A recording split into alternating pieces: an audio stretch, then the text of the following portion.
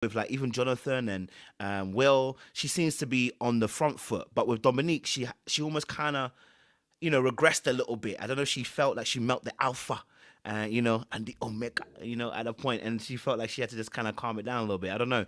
What's your thoughts to Dominique and Alexis's date? I know Jr. I know you got a hot take. You know what I'm saying? I know you got a hot take. Talk to me. Yeah, like after not seeing Dominique much in the last episode, we get to see him this time. I think he comes across as very confident, very set on what he's looking for. Hasn't had any contentious moments or anything. Um, and I think their energy was actually quite good. I don't necessarily see a connection there, but I think it was a date where they were at least conversational, without being problematic. So, yeah, good date. Um, Nothing really to critique about it because I feel like with his personality, feel like it's naturally going to get like a respect level from some of the ladies because he has his stuff together. He seems like a solid dude all round.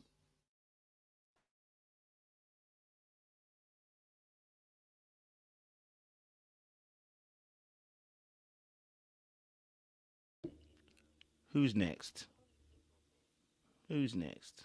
Hmm? Seaway, it's good to see you. It's good to see you here. Nice and bright and early. We appreciate you. Glenn, talk to me. Talk to me? Dominique, Alexis date. Talk to me.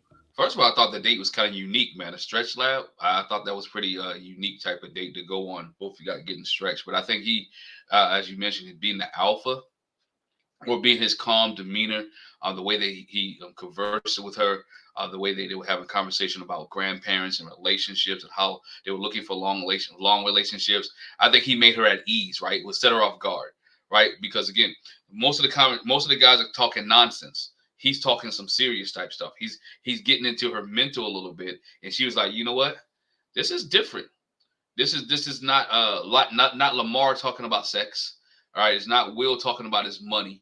It is something different. And Dominique was telling her what he really wants, what he enjoys, what his standards are, where he wants to go. And he was being funny. He was letting his hair down a little bit with the gas comments. If I I like to have my legs up this way. He was talking sex, but he was doing it really a little sleek, like a little really quick, really one jab type things. Nothing too deep, nothing too vulgar, but just a little joke where they can laugh it off. And she felt comfortable enough. Like, hold up, I don't even know who I'm dealing with, right? Am I dealing with the right guy? Do I see them together? Probably not. But I do see Dominique letting her. She felt comfortable, and that's what I can say about that. She felt comfortable around Dominique. That she was like so comfortable that she felt uncomfortable. That makes sense. That she didn't know what to do, how to respond to the way Dominique was flowing, and all she could do was talk about her grandparents and what she wanted. We saw more of Alexis here with Dominique than anything else because she's got a little bit deeper because Dominique made he made the atmosphere more comfortable and conducive for her to open up.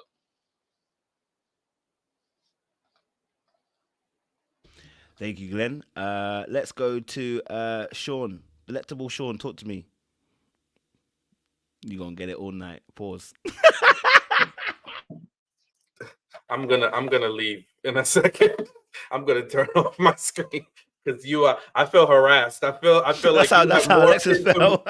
you've morphed into Lamar. That's what happens when you start interviewing Lamar and spending too much time with him. You become him.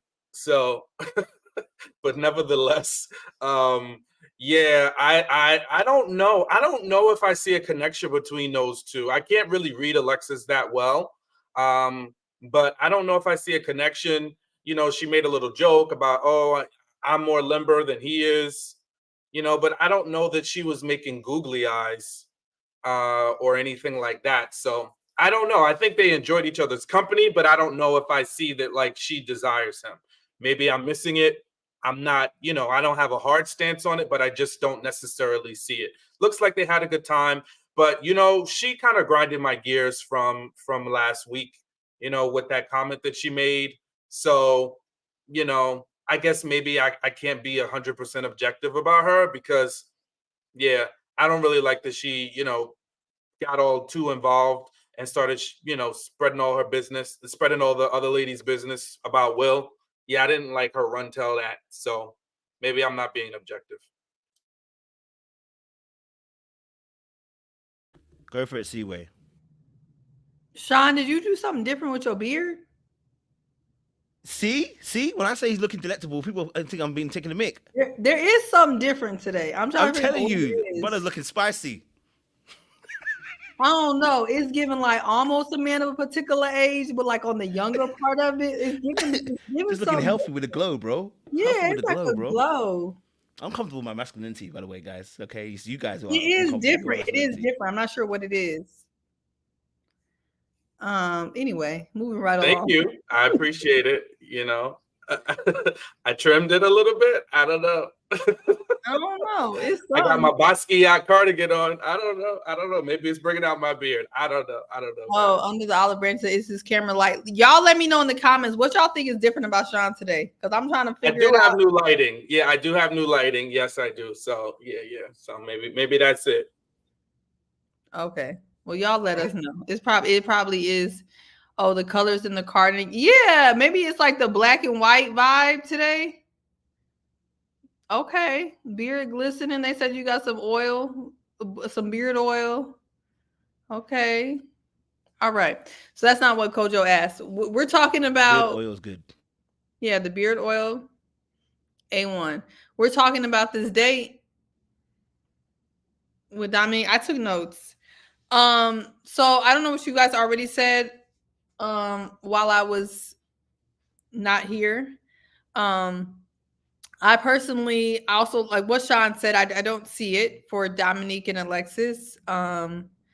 It was a very interesting date. I do want to try a stretch lab. There's a stretch lab down the street from my house. I really do want to try it. That was very inspiring. The thing about the gas and Dominique made me throw up in my mouth. I just thought that was really disgusting. I don't want to think about you putting your leg up and farting. I literally was disgusted by that. Actually, everything after he said he glad he didn't eat cheese, I was no longer paying attention to be fair. So I really just was not a fan of that nasty comment. It kind of made me sick. What I will say though, I was really surprised that Alexis grew up. She was saying with her parents, who I believe are still married and still together. You don't really see a lot of pick-me type women who have, two-parent households and parents are still together. I thought it was really interesting that her parents are still together, but the person that she's picking is Will. Will, who's on his FBI CSI mission to figure out what's going on down to the sleeping on the floor. So I thought that was interesting, but I didn't get anything else from this date. Hold on, let me verify because you guys asked me to keep taking notes, so I took notes. Oh, did we talk about him keep saying that she acts like a mother? Baby, we just started, baby. Okay. Why does he keep speaking of women as if they're just wombs? Everything he says is related back to somebody being a mama. That is not a turn on. That's a threat. Why every single time you open up your mouth, you're talking about that's a trait of a good mother? I feel like he's looking for somebody to just carry his kids. His obsession with motherhood is bizarre. That is my other note. Everything is related back to being a mama of some sort. Yeah, that's all I got. Very interesting date. He's womb hunting. That's exactly what he's doing.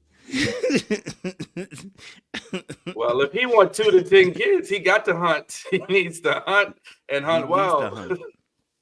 He out here trying to get that 10, so he might even spread it across a few. So don't put him down for anything. Thank you very much for that, Seaway. Has everyone answered this question? Everyone's answered this question, right? So we can move it quickly on because there wasn't that much that was happening between the two. So cool. Next one on the list is Vanessa and LaRon's date. They had the waterboard situation. I can't lie to you. Shout out to LaRon for actually doing it because I can't lie to you. It is tough, to get on a aboard and do yoga, and that's why Vanessa smashed her face after talking wickedness about how he needs to stand up, and when she stood up, she ended up slapping her face onto the board. Yeah, next time you won't be talking about someone else's balance, you focus on your own, because she tried to go on like she was grimy and she was greasy about what she was doing. Yeah, the board humbled her real quick, but that date. Obviously, they say that they had been talking and da da da da da da. They've had some conversations in the past and stuff. They had talked by text, by the way, not by call.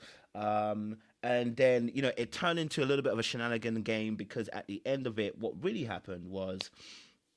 um, what really happened was that they had a conversation about him being a party boy, and he wanted to shut that all the way down. He was, he, after giving his little speech about how he has a Rolodex and a Pokedex of the women, he got hurt and offended when she said, "Well, let me look in my Rolodex." Pokedex, and you says a party boy. Okay, all right, right next to the description, it says party boy next to the Pokeball that she caught him with. So I want to get your particular perspectives on this particular part of the date. What did you guys think? Let me get Sean first. You know what I'm saying, Mr. Beard Oil, talk to us, sir.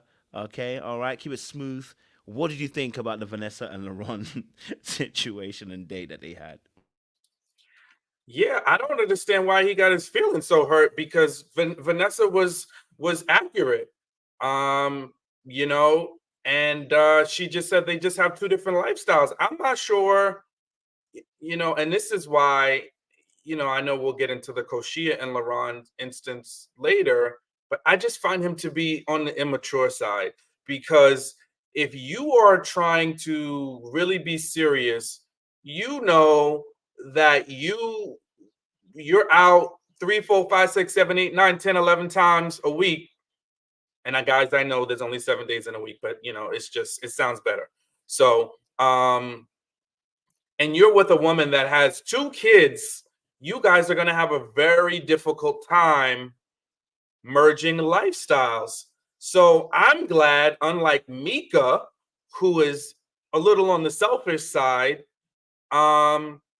that Vanessa spared him. She said, "Hey, listen, brother, we don't have a lot in common." And he tried to explain, "Oh, I'm at lounges, bro. It don't matter. You're not home. You're out multiple days a week. And listen, it's okay. That's who you are. But don't try to say somebody is canceling you, from the, just prejudging you. It came out of your mouth. And guess what? You should be with somebody that's equally as social. There are tons of women who fit that category.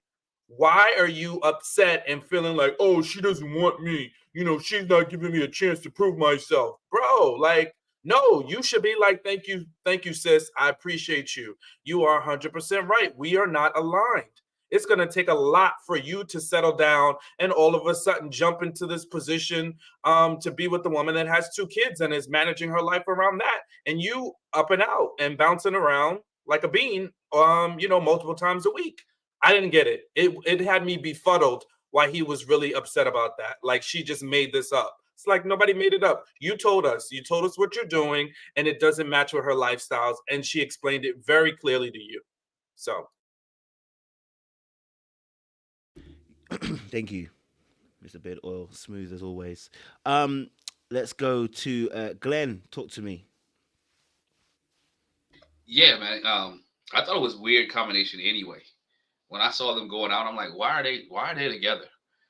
Because they didn't have any, to me, it didn't like they had anything in common. Um, I'm always a big person is just constantly texting you, and y'all not having deep conversations. What kind of deep conversations do you having doing text? Right? You ain't having too many deep conversations doing a text message. Like, he don't have time to call you and talk. So that's what I also knew something was going on. This was a production date. It wasn't a real date. It wasn't something that LaRon said, you know what, I need to go take out Vanessa. We need to go paddleboarding. I knew that wasn't going to work out. The narrative of him being a party boy, he brought that up himself, right? That was your thing. You was happy that you wanted to go out. Now, when people are talking about it, you feel some type of way. Well, you should have never told everybody that you go out from Wednesday to Sunday. How would they know unless you brought it up, right? Then he tried to flip it. I don't know if y'all saw how he flipped it. Well, I work from home. I'm always in the house all day long, so I have to go out and do something. Go out. I don't want to be in the house. I know a lot of people that work from home. They don't go out 5 7 days a week, right? They hang out at lounges and clubs with their buddies and their partners.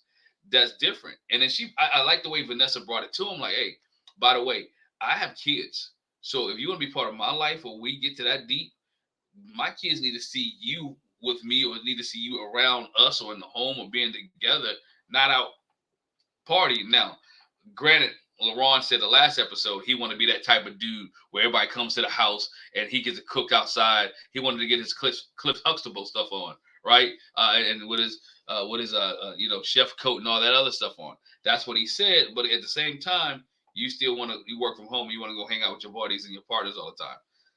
You can't have it both ways. This is never going to work out. I'm glad that she recognized that on a paddle situation. Bro just couldn't keep his balance. It's tough. It's difficult. When you're a hefty type of guy, balance on water is unstable. So, just like his relationships, they're very unstable. LaRon is he's trying to fool people from what he is, but you're a party boy. You set the narrative, so now live up to it. You set the narrative what you are. Stay true to your narrative. Stay true to where you at. And some people, a lot of the women are reading through it. They're not just looking at it, by the way, oh yeah, let's go. That's why Coach Shea stopped talking to him. But we'll get to that a whole different little bit later. But him and Vanessa never going to work out. And LaRon was just doing too much. His feelings were hurt, but it was true.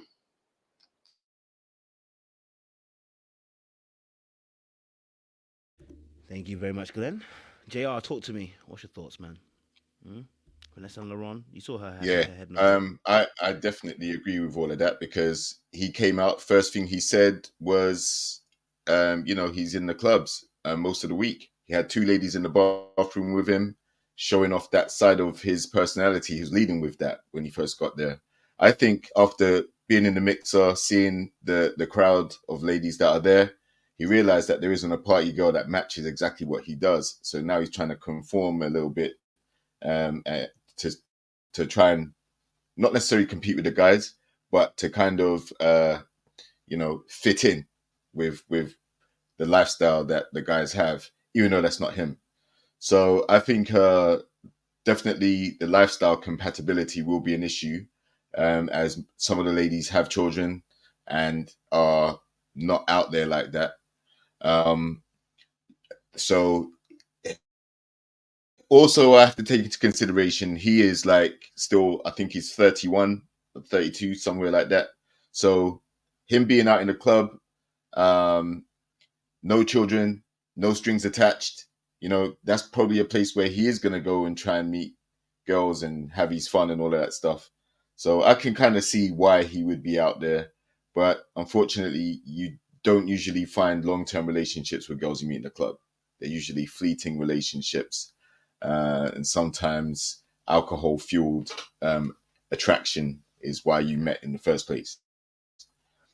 So yeah, I don't see a match here. Obviously, I think he has Koshia.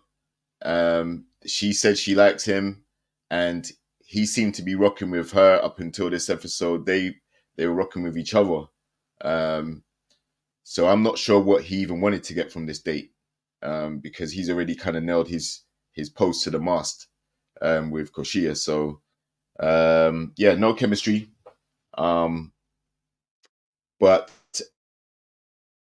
again, I'm not going to hold it against him because he's probably one of the youngest guys there, if not one of the youngest overall out of everybody. And, everybody has that phase where they feel like they can be out in the clubs and enjoy themselves and have that side of their lifestyle explored before they settle down. Appreciate it, JR. Thank you. CCC, Dadako. Wait, talk to me. Couple of things. I need OWN, if you're listening, I'm sure you guys are, if you decide to bring the show back or whatever you're doing.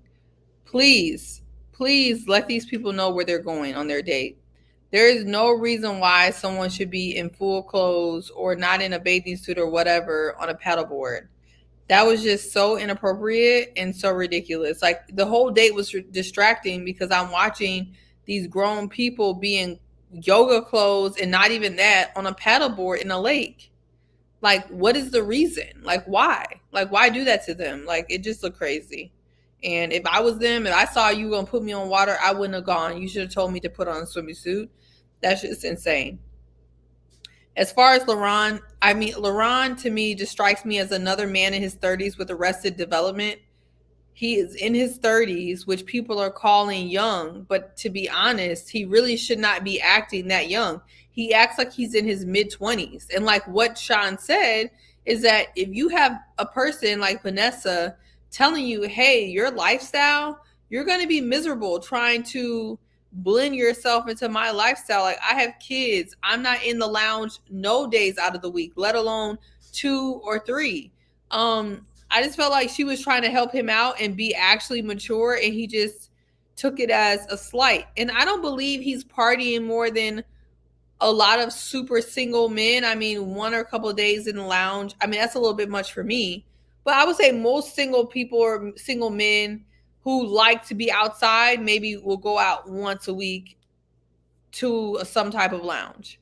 I just feel like for him, it's probably standing out because the people that he's with in this group are not probably doing that at all. And I also don't just say he's immature for this. I think he's immature from in the future when we're going to get to that. Just the way he dealt with Koshia, I could tell he's not acting his age whatsoever. So, and then also, I'm not going to say that. Him flip flopping on that paddleboard was interesting to see. I'll leave it at that. I wish he would have had more balance, more center balance on that paddleboard, but that's not for everybody. So I think him and Vanessa should go their separate ways. I think Vanessa stood her ground, letting him know that he's just not the guy for her, and he just needs to be okay with that. So that's what I think. I like it. I appreciate it. Thank you very much, Seaway. You come with them. What is it? Copious notes. She said to me earlier on. Copious notes. She said she ain't coming to misfire today. Everybody's gonna get the shots out here. So we appreciate you. Pinpoint accuracy. Sean, did you have anything to add to the Vanessa? I just wanted to recognize her for the reserve. I just love the restraint she exercised in that moment. That was just beautiful, Just right at the end, she wanted to just finish him, but she just pulled back. I think that's impressive. He didn't earn it, so I don't want to get nobody smoke who they didn't earn it. Because then if I see him in person, which I doubt, I have to back it up. And most of the time, if I do see people in person, if I gave you smoke, you earned it, I'm going to stand on it. But LaRon ain't did nothing but be immature. So why ether? It's no need. There's no need. Oh, they did say, and I thought it was 2, but somebody, Felicia Cooper verified it. He had on swimming trunks. He just had on his Sunday Go Meeting shirt up top, where he probably could have worn.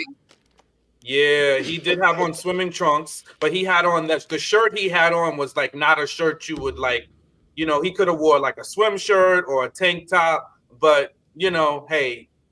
He probably didn't want his whole belly and stuff out on national TV, which I get, but the type of shirt that he had just made him look like he was not trying to go to the water. But forget him.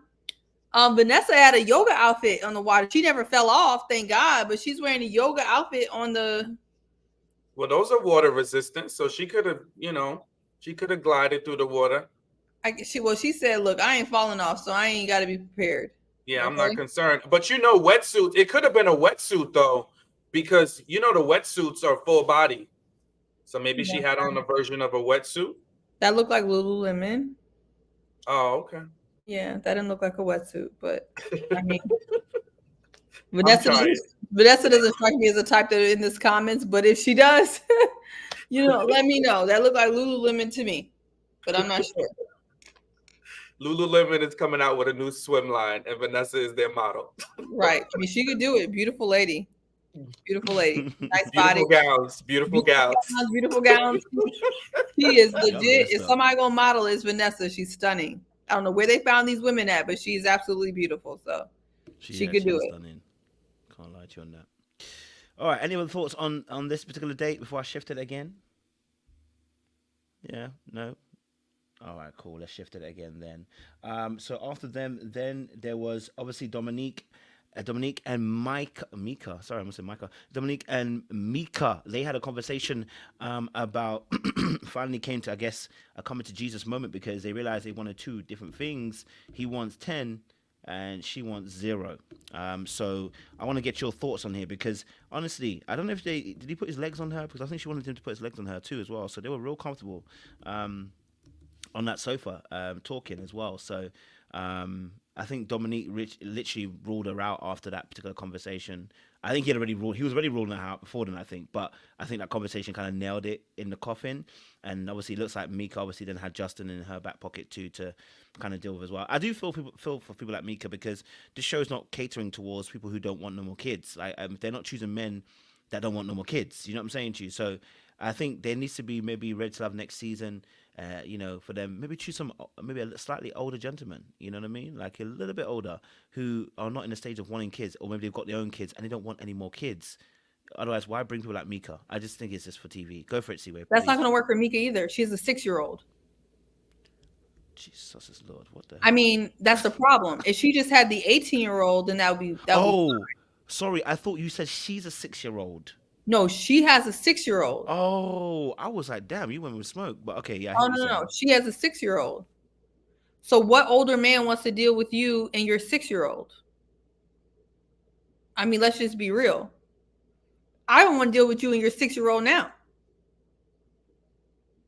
I would want to deal with your 6-year-old at 35. Can you imagine a 6-year-old just running around the house?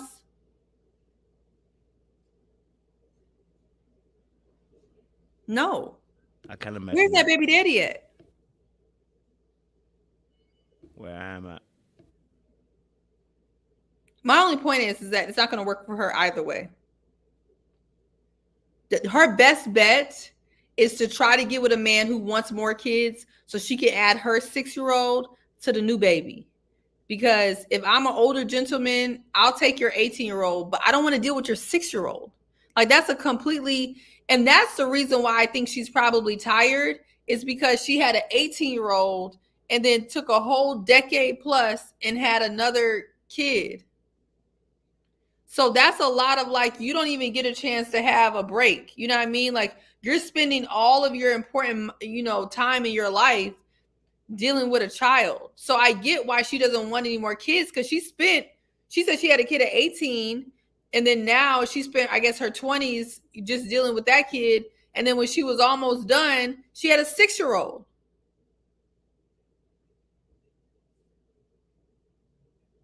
She's in a tough spot. See, we ain't playing tonight. The copious notes are coping. They are. They really are. Araba, welcome to the panel. It's always good to see you. We love to hear your perspective on Dominique and Mika as well. Hey everybody. Yeah, I don't have too much to say on Dominique and Mika. I think Siway did a lovely job. What I will say is I am happy that Dominique is not going to invest too much into Mika anymore. I mean, granted, she may be going home next week, so. But I think the conversation that they had was very important to some of the listeners. If you two foundationally want two different things, there's no reason to continue to pursue anything. And I think oftentimes in dating, we kind of like tend to see, we tend to say, yeah, we don't want the same things, but I'll see. I did notice, like Dominique mentioned, he would like kids, but he's still interested in having like a friendship with Mika. It's okay to completely cut things off, right? Like we don't have to act like we have to have a relationship or anything.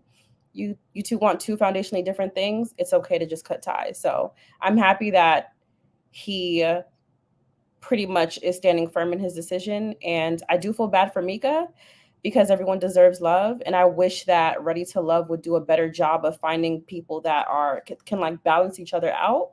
So the show might want to look into that a little bit deeper. But yeah, I think there's nothing, we don't really have to dive too deep into that situation. It's just like, there's nothing there.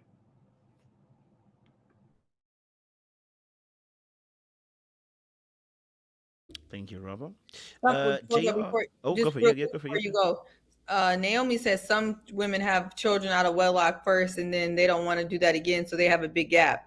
That makes a lot of sense. That's not what happened here. She had a child out of wedlock, had a big gap, and then had another one. So that don't apply here. That's a big gap for no reason. I'm letting the ladies handle the ladies. JR, talk to me before I move like Chaz in here. Yeah, Talk to I me. What's think your just like thoughts? we said about the previous couple, LeBron and his date, his situation. The thing with Mika is there isn't anybody that's at the same stage of life as she is, same age group, but you know, she's got the children and all that stuff, and I don't think she's connecting with the guys, enough guys, in a way that would progress to anything serious, which is why she's on the chopping block. I think Dominique was civil, cordial, and keeping it moving. There was no animosity, no beef. You know, he respectfully gave her time on the date. He wasn't judgmental or anything like that. He just decided, you know what? Okay, I want kids. You don't. You know, it's time to move on. I'm gonna shimmy and shake out of there. Appreciate it, JR. Thank you. Glenn, Dominique and Mika. I think everybody said it. To me, Mika seemed like, okay, I didn't have time for myself. I'm raising my kids. I don't want to add another kid to my mix, whether it's yours or not. I just want to be able to live my life, right? Have fun. The 18-year-old who's going probably go to college, go to school, whatever, fine. Now I'm dealing with the 6-year-old, and I don't want any more kids. Now you can come in and help me raise these kids, or help me with this kid, because she was talking about Justin later. When she talked to Justin, like, hey, I like a man who don't want any kids, but Justin like, yo, I'll be stepdaddy though, right? Which he'll come in and help, but I don't want to have any more of my own.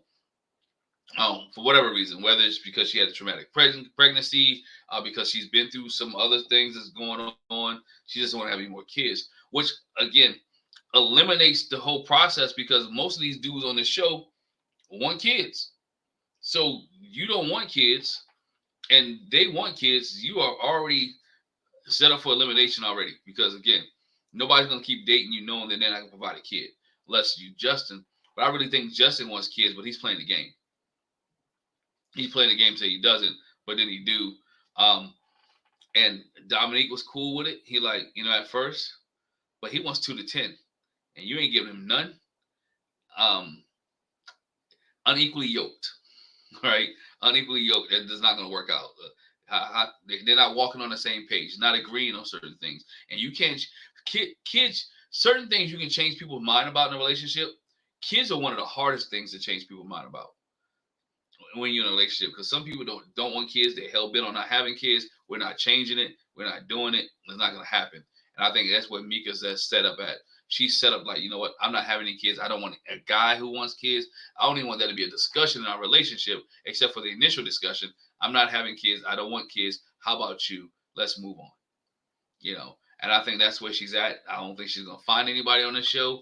And eventually she will go home. She will go home, if not next week, but she'll be the next one on the chopping block, because this kid thing is a big issue for her.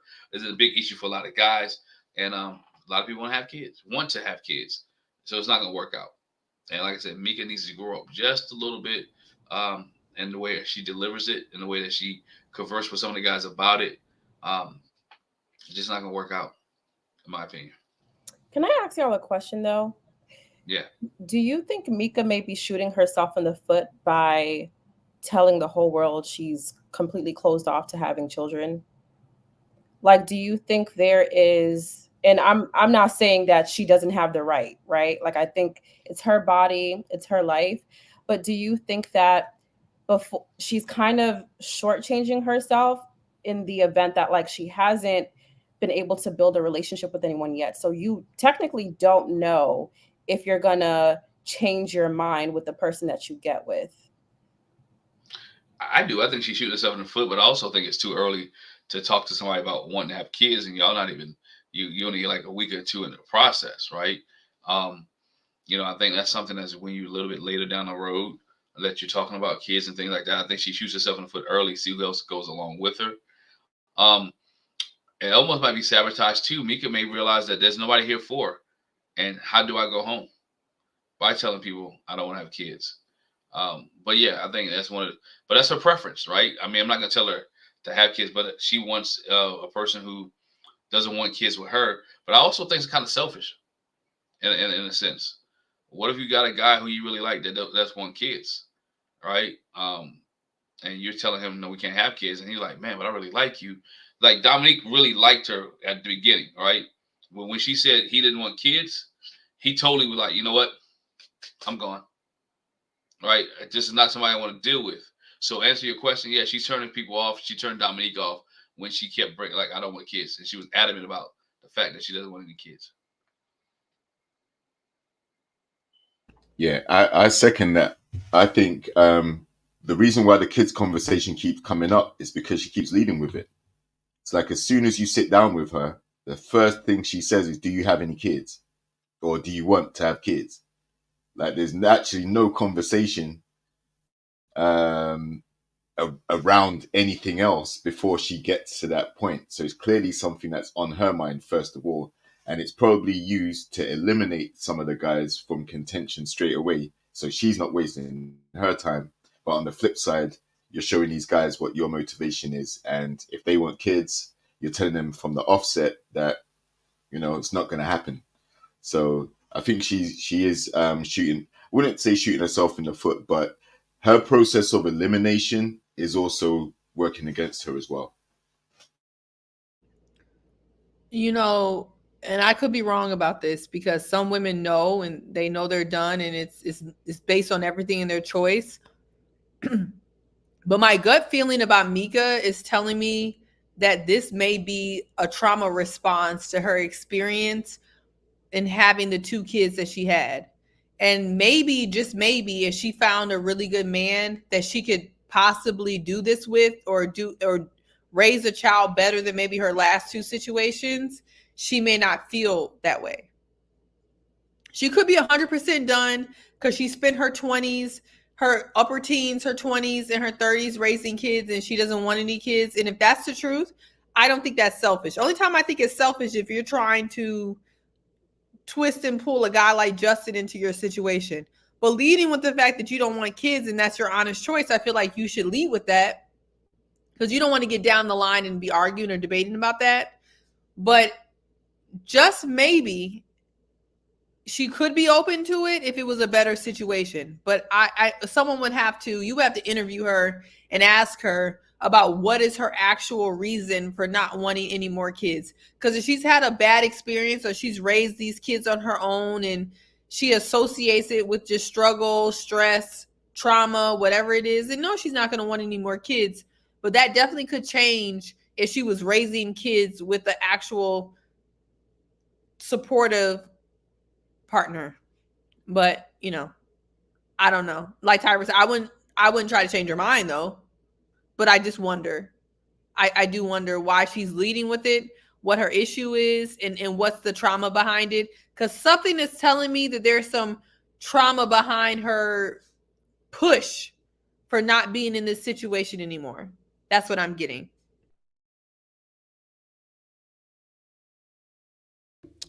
Good points. Some good points there. Who hasn't spoken on this? I think Sean was only one, but I think he might be slightly away. Okay, cool. Anyone else have any points on the Dominique and Mika situation? No. All right, cool. Let me find the next part. Okay, so we had obviously Koshia and Justin. So we'll do that quickly as well because she and Justin, that was a good conversation. I say a good conversation. She said she wanted to fatten him up. I said, damn, you know what? Double standards really exist in this world because had anybody else said this would have been wild. But I'm not mad at it. Listen, if a girl told me she want to put a bit of weight on me because she want to love me, why am I complaining? Okay, she want to roll me down the street before she love me. I'm not gonna complain. I mean, she gonna love me in all types of seasons. Okay, all right. But what was your thoughts on this? Because Shia had a conversation with Justin. Let him know. Listen, we're gonna have to put a little bit of meat on your bones, okay, before I jump your bones. So I want to know what you guys thought of that conversation as well going forward. What did you feel about it as well? It's between Seaway and Araba because JR and Glenn, like myself, are chewing. So Araba, go for it. Can I say I find it We all chewing away.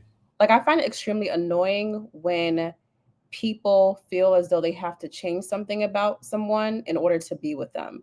Why don't you just find someone you like off for it?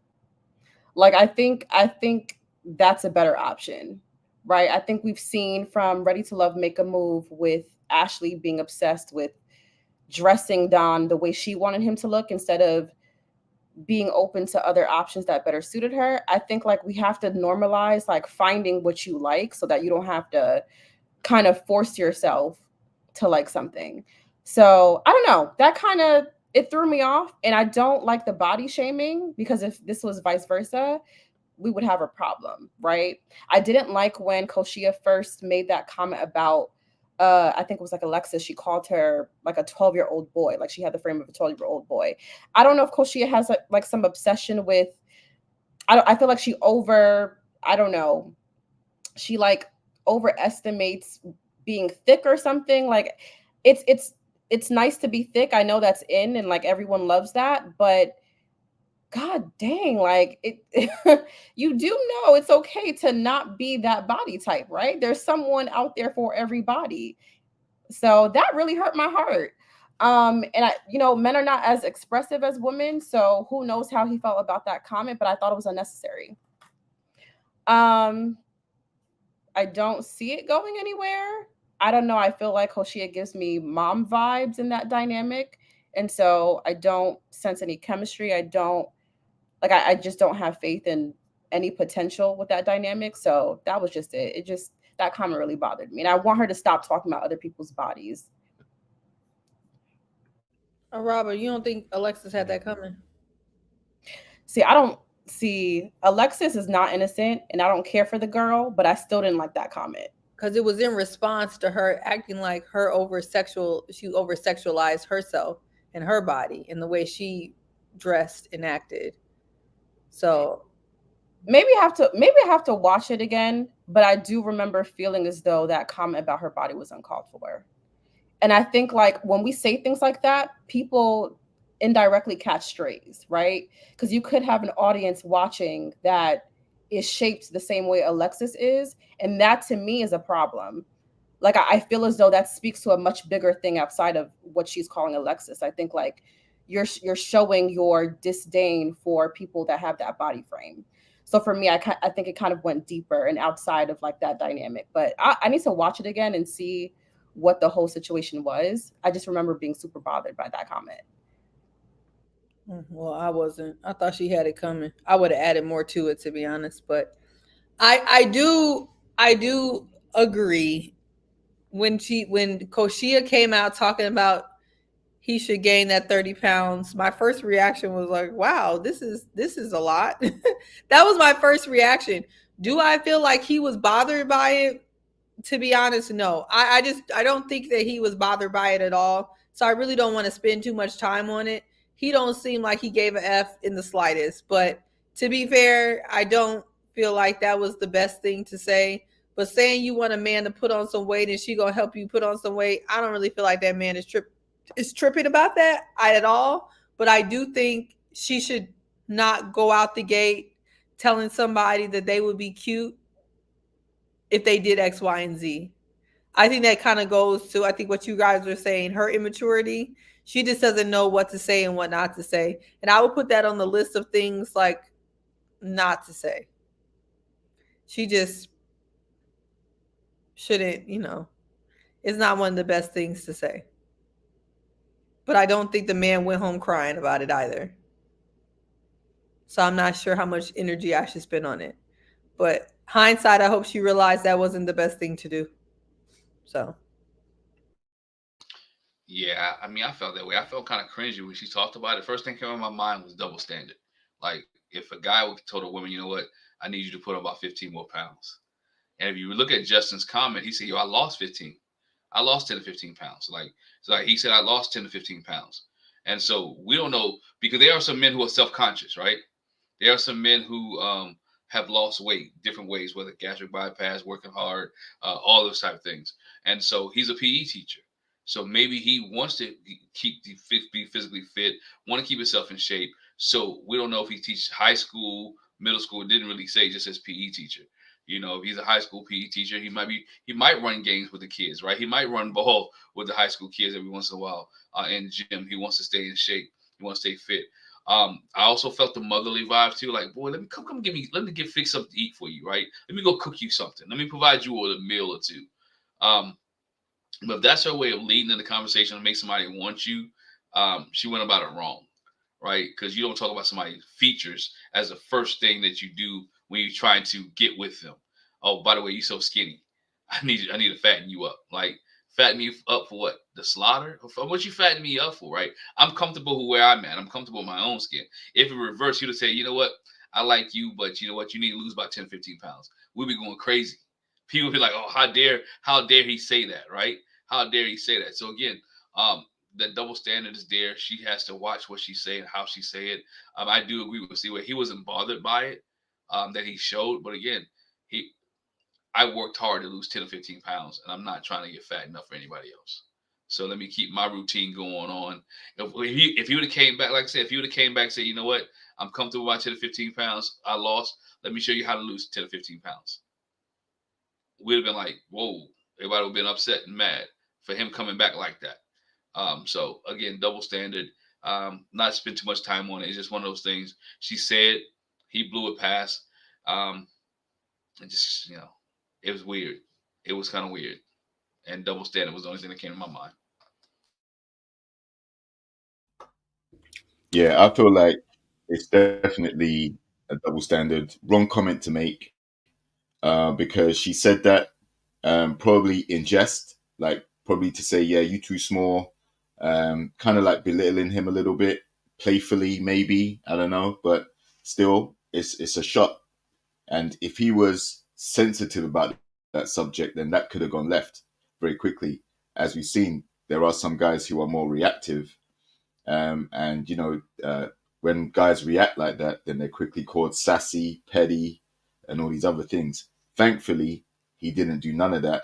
He took it in his stride, and as he is a PE teacher, you know, it's better for him to be 15 pounds lighter. And if he feels that that gives him more confidence, or he's happier in that way, she would never have known that unless she threw that out there, right? And so I'm glad he kind of set her straight, but not in a mean or malicious way, just kept it moving.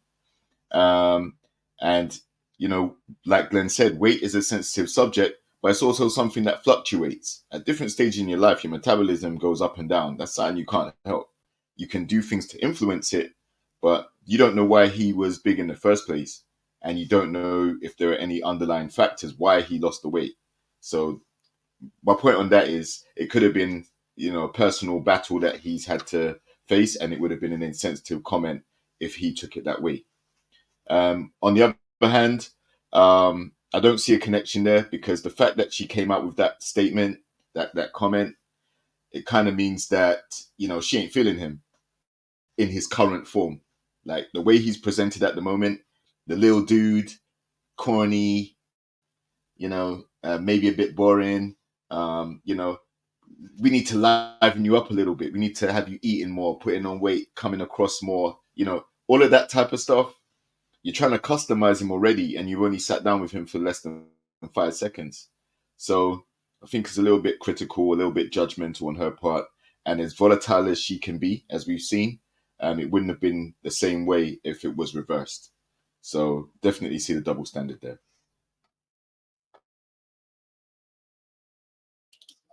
Listen, maybe I just have an opposing opinion because, listen, I finished just eating my spaghetti. Don't tempt me with a good time. Don't tell me to gain 15 more pounds. I'll raise you 15 and give you 30. How about that? So I don't see anything wrong with it. Are you gonna feed me? Are you gonna cook for me? You gonna cook my favorite meals so that I can gain this weight? Although I doubt she would say that to me. But if she did, then hey, I'm all down for it. So I don't see a big deal. You know what? Trust you to defend Kashia even in this moment. It's fine. I've clocked you. I've seen you, and I can see it now. You're smelling of it. All right. What's she done to you? Yeah. Has she Just messaged like you? you and your BFF Has she messaged LaRon, you? who is somewhat Has in she these messaged comments you, right Sean? now. I want to know how she messaged you. She has Because not.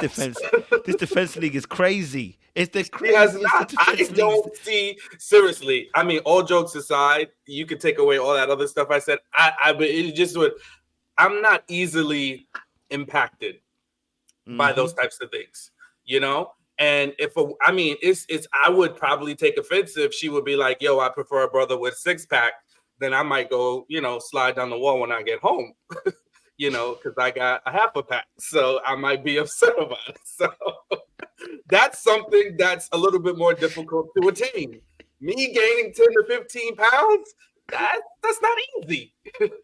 Listen, it ain't easy. It's not difficult, for that to happen. So I'm not going to get all up and bothered about that.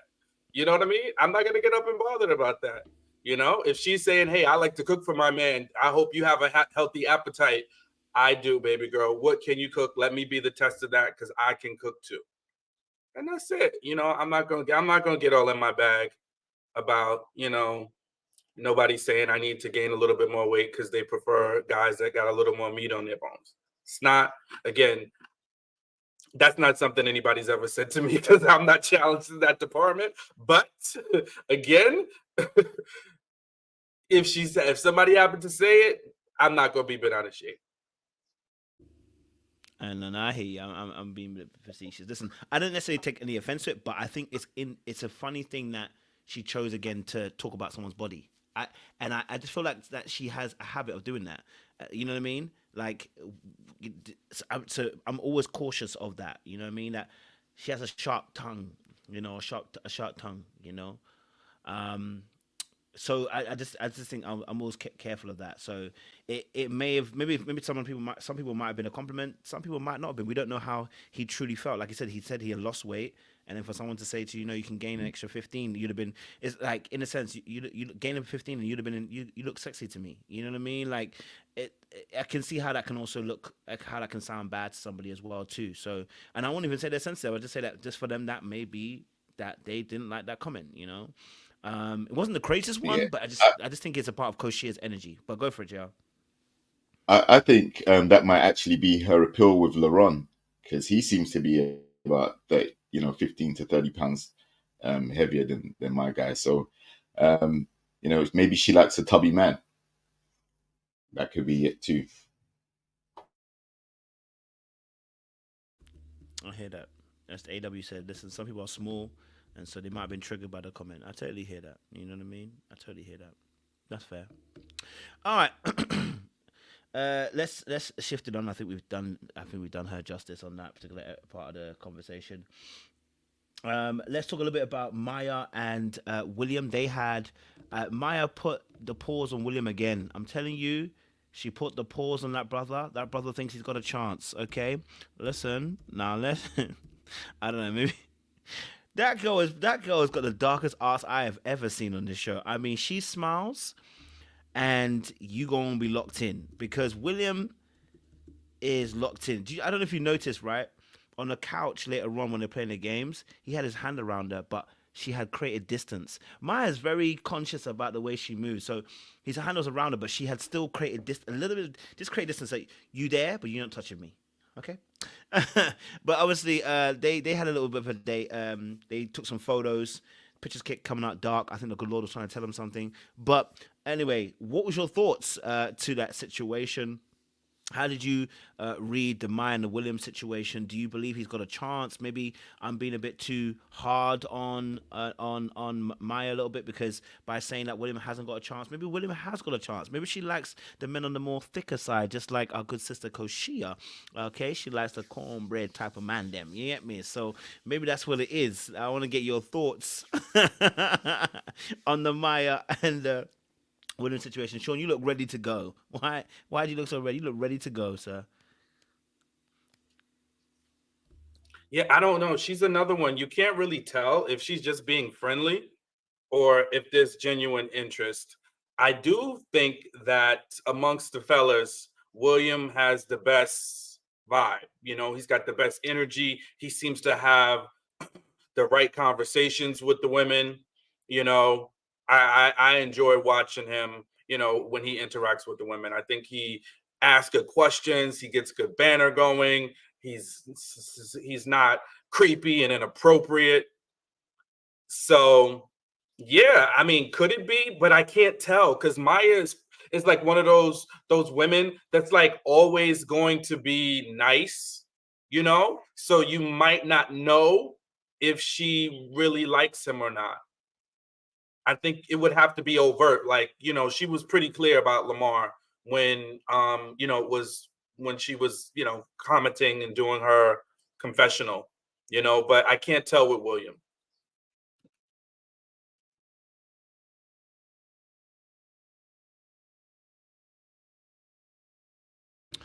Thank you very much, Sean. I can't tell either, so I'm not gonna lie to you. This one's a mystery. She be smiling, and yeah, them one there, she has to tell you to your face straight up, because you can't believe everything. You know what I mean? Yeah. Glenn, what's your thoughts? This Maya William problem? Nah, What do you man, think? she's like that. She like that girl in school who's your friend. You get your homework from, but she don't want to date you.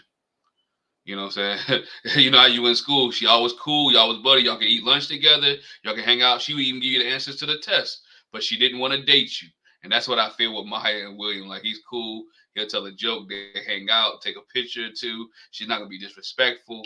But you know what? We just gonna be friends. We're just gonna be friends. We're gonna be cordial. We hang out, and that's what I feel with Maya and William. Now, William thinks it's more than that, but Maya's not giving him any more than that. She's being nice, right? She's being nice, and that's the problem. It is yeah, he's reading into it, and he reading too much into it, and they're not doing anything else. It's not gonna happen. She's not gonna be with him, and you know, he's flying underneath the radar. But he is a nice guy. He does say the conversations he have with the ladies are appropriate. He is decent, and he's flying underneath the radar because he's not saying anything crazy, he's not saying anything wild, but he's just a homie that everybody like to hang out with, and he's getting friend zoned by everybody. You know, I feel for the brother. It's a tough one, you know, because she's a pretty gal, you know. So you have to be careful how you judge it. You know, you can judge it in a particular way and you get it wrong. But I hear what you're saying, and I can see that too. Like, you know, she's your good friend, whatever, whatever. But you just never get no play, you know. But then again, you might hang in there long enough. You might be the one that she gives a little play too. You know what I mean? So, oh, Araba said, nah, nah, nah, nah. I don't try to give. I try to give her a little grace, but Araba said, Can y'all No, tell me? no, no. Can y'all tell me Yes. why we don't see it for William? What's I wrong? think Other than the 3 kids, I know the 3 kids. What else? he's got 3 kids. That's yeah. Yeah, he had 3 kids. Yo, he was killing it on the basketball court last week. So why? He Yeah. was. So why? That Why we He don't? looks that fit. didn't get the ladies' motors a little revved up.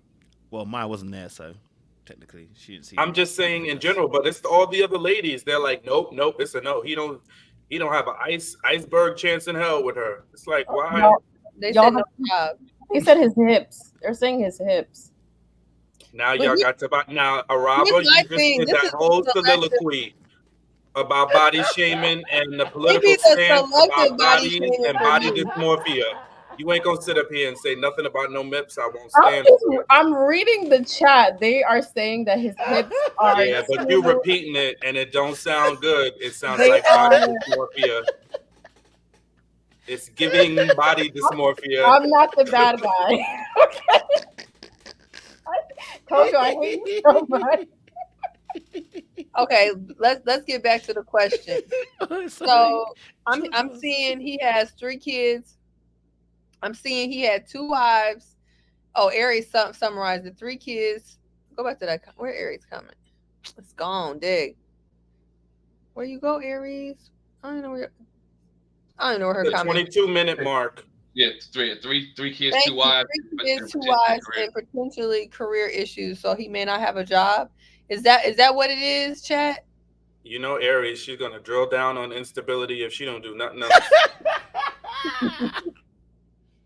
She gonna suss it out. She gonna I suss smell that sucker out. instability, She's baby. like, I smell that half career that you got going on.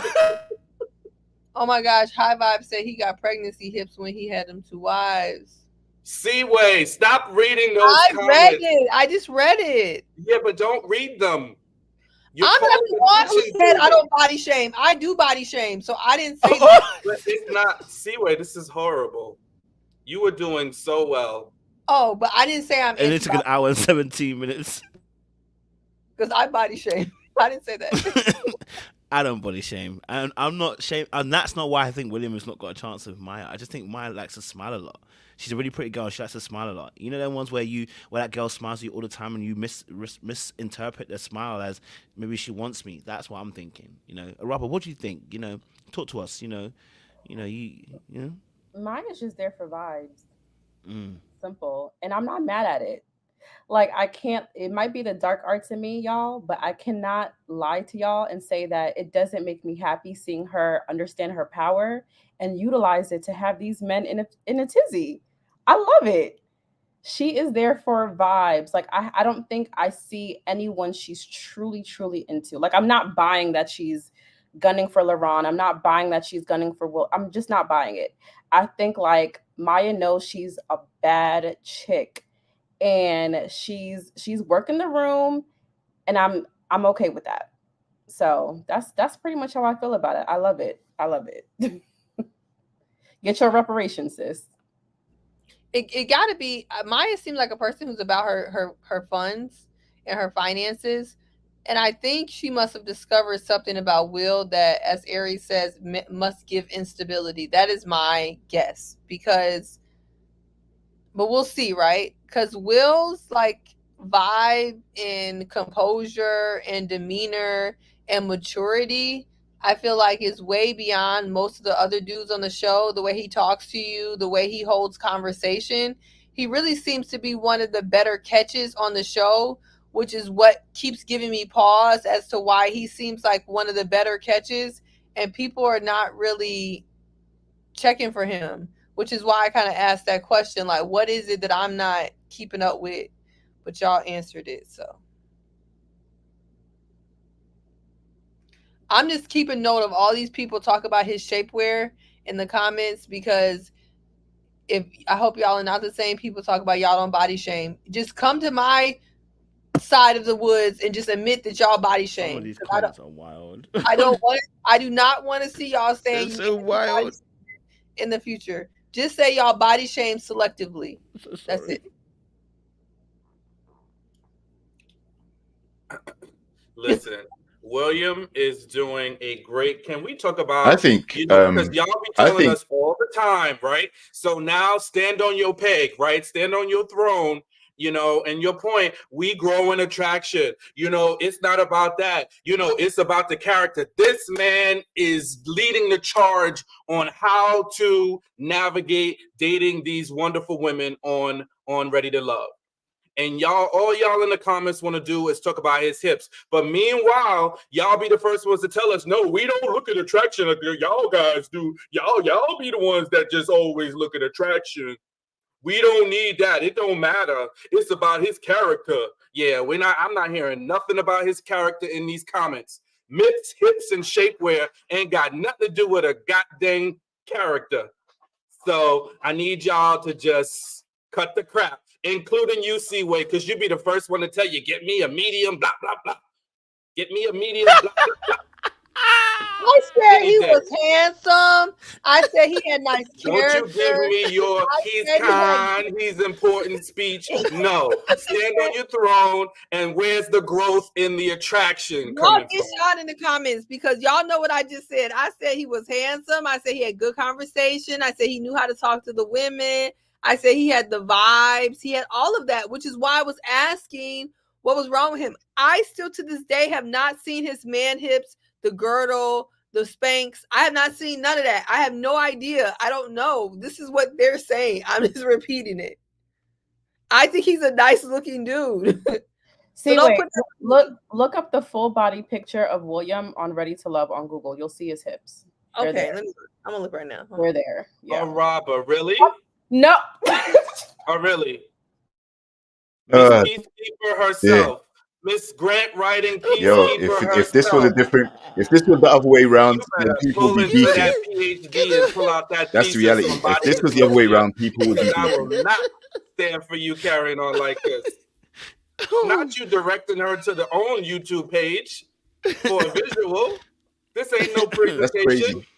That's crazy. I expect better. I'm That's really crazy. disappointed in you, Obama. For the first time, I'm speechless. Wait. Oh no, I don't. I thought I was gonna say I thought I had the pictures, but I don't. Nah, that's crazy. I didn't put them on my thingy. Sorry. See, that's the thing. If it was the other way around, like someone would be getting smoked right now for doing that, like directing you to go and look at their full body and all that The stuff. way you Thank make you, can't be Dion. doing We that. appreciate you. But- because The way I you feel like make a man but- on an Kojo island. is like I said, I like a girl. if it big was the other way nyash, around, I like we'll be this, I getting like that. toasted right now.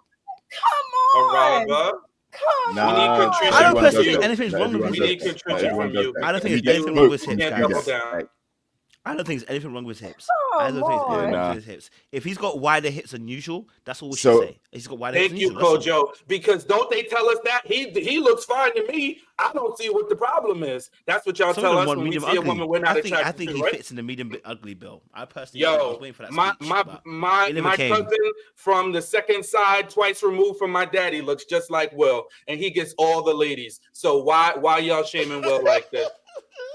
I don't understand. And clearly, somebody like those hips because he done been thrusting them hips into how many babies he got running around here. So I think y'all maybe want to check yourselves. Y'all missing out on my old boy Will. exactly. Free kids. Okay, I did not Free kids see will these do that. hips. I did not see these hips before on TV. Where he been hiding these hips? Have I never watched it? You lot are the worst. Oh my gosh! You're Listen, right. William, a very handsome dude. But regardless, his face card does not decline. His face card does not decline. He's a nice looking guy. He's athletic. He can hoop with you. Good vibes. I do see the hips now. I do. I did not see them before. I was not paying attention. Wow. Okay.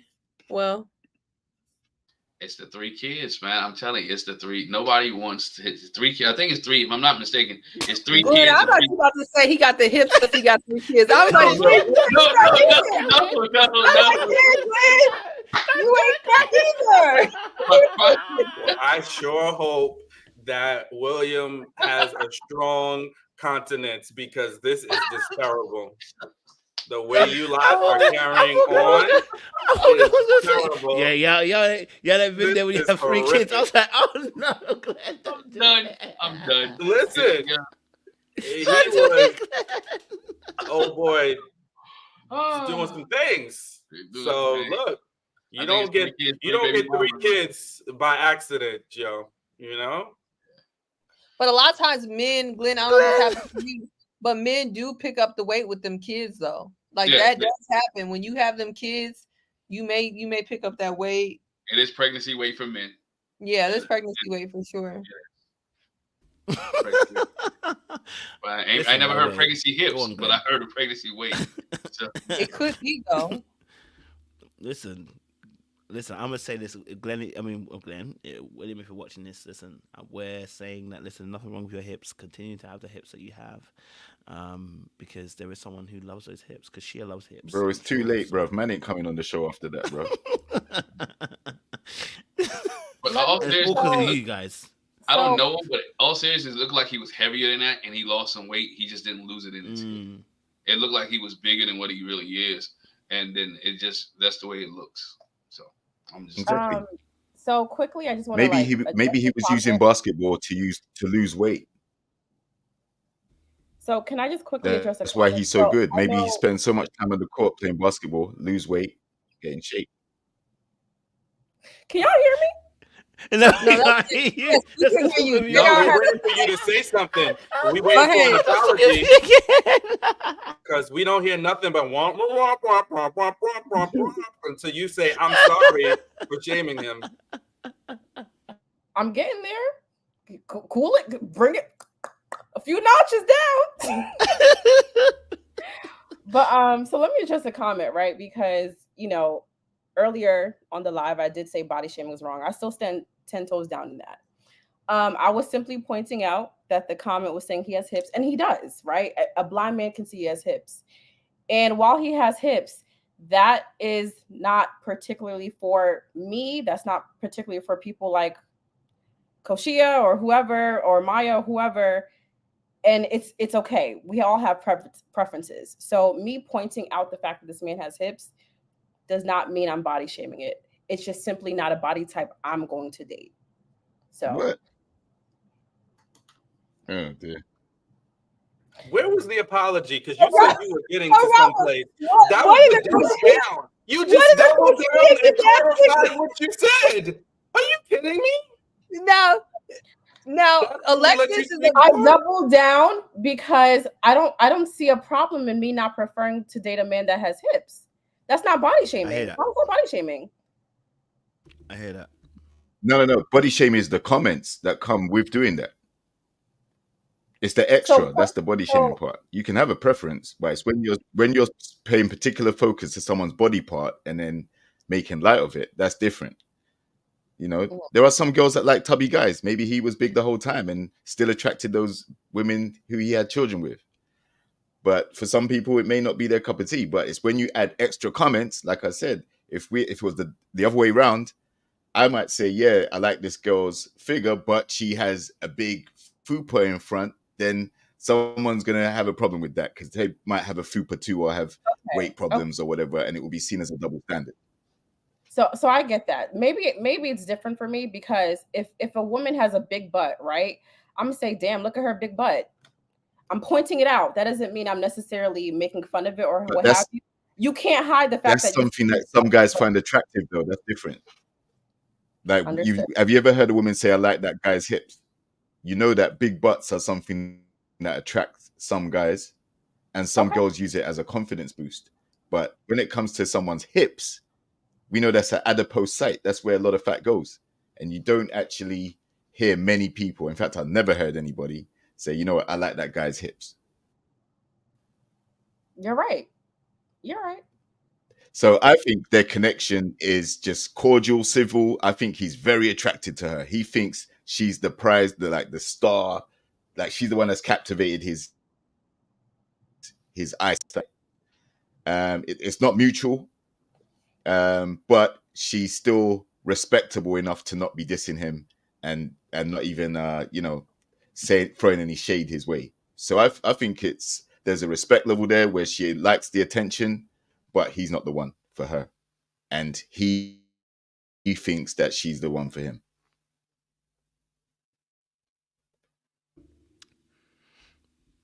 Let's William's an attractive man. We can just move on. I think he's a nice looking I know he guy. is. Yes, and I will clip this part up too. Say it again so I can clip it up. I think William's a nice looking man. I've said this for now four live straight. So whether or not he got whatever he got, don't matter. Don't matter. We all got something. Okay. So his something is his something. I still think he's a very I got hit. nice looking guy, which is actually, if we can go off of what we were saying before and go back to my original statement, because I do think he's a nice looking guy, is why I was asking why people don't seem to be rocking with him. And I guess that's how we got the toxic tangent. But I was just trying to figure out why people weren't necessarily rocking with him, because he is a nice looking guy. And he seems like he has good conversation and he's very respectful. So we'll just leave it there because he ain't did nothing to nobody. So I hope he don't feel bad after watching this back. But I hope he has thick skin and he know that we be talking trash. It's okay. He's Listen, beautiful. I've got hips as well, William. So don't you worry about that. Okay, we both got a little bit of hips here as well. All right. The ladies quite oftentimes tell me my nash is too big for a man. Listen, and it takes the ladies away from me. So I totally understand where you're coming from. Don't you worry. And I can imagine myself losing some of the feminine people who want me as well. So don't take it too seriously. All right. I have hips as well, so don't worry. Let's. Why are you looking at that, Sean? Why are you trying? You look like you disagreed with me, bro. No. Okay, fantastic. All right, cool. Let's move it on then. Legs, hips, and body. All right, let's go to the next one. We're gonna talk a little bit then about Kashia, Jonathan, and Lauren. I said Kashia, and Lauren's situation. Sorry, because that was the next big one. This is probably where the argument might kick in a little bit here as well. Okay, first and foremost, let me just say this.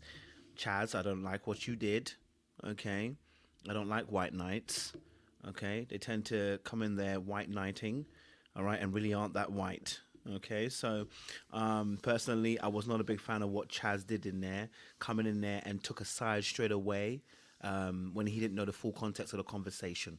Okay, and then started playing like a little puppet, telling her, you can't see she's upset. You can't see she's upset. I was like, you are playing up for the cameras, sir. All right, back up. All right, take your ass elsewhere. But then obviously the fight between, I say fight, but a disagreement between Koshia and Lauren was also quite interesting. So I can't wait to see where this is gonna go in terms of conversation, which side people are gonna fall on, because they were calling me a couple of names, because of what I was saying about the Kashia and the Lauren situation, So I am interested to find out, and I'm willing to stand 10 toes down. Okay, all right, we're gonna stand on business today. Okay, all right. I think they're both manipulative, personally. Okay, so what's your ladies and guys' thoughts on this situation? Those who have hips, ladies, tell us. When it comes to the Koshia and Laurent situation, where do you fall on this particular side? Yes, Seaway. Oh, Araba says she's willing to go. Seaway, no? Okay, Seaway. Okay. Go for it, Seaway. Tell us. I lost a couple brain cells listening to them go back and forth. I honestly was like really confused over what the whole disagreement was. I'll take it one by one. At first, I'm listening. I'm like, okay, Koshia is playing in his face. That was my first thought. I'm like, she's playing in his face. She's not giving him a direct answer as to why she had fallen off or why she was distant. I was like, girl, okay, just give him a straight answer. I've yet to hear a straight answer. This is a pretty simple, direct conversation. Then he proceeds to be very kind of combative, right? The C word, aggressive, kind of over the top. And I'm like, okay, now he's being immature. And then her response is to, get sad or say she's not doing this. And I'm like, again, this is evasive. Like, this is a very simple conversation that to me was had by people exhibiting very low emotional intelligence on both sides. I'm like, this doesn't even have to escalate to this. It was just very silly. And then he does the very immature thing, which I think Chaz was trying to comment on later, dismissive, I don't care thing. But before he pulls that, then he tries to play a little game with Maya, which completely upped the ante, in my opinion. Now you're trying to play some dark arts game with Maya, which upped the ante. And then that's when Koshia was crying. And then he proceeded to be dismissive to her crying, which was childish. So, like, I don't even know what score I'm at, but it was just very ridiculous. And then, yeah, Chaz does jump in. I'm sure he had some type of white knight maybe in the back of his head.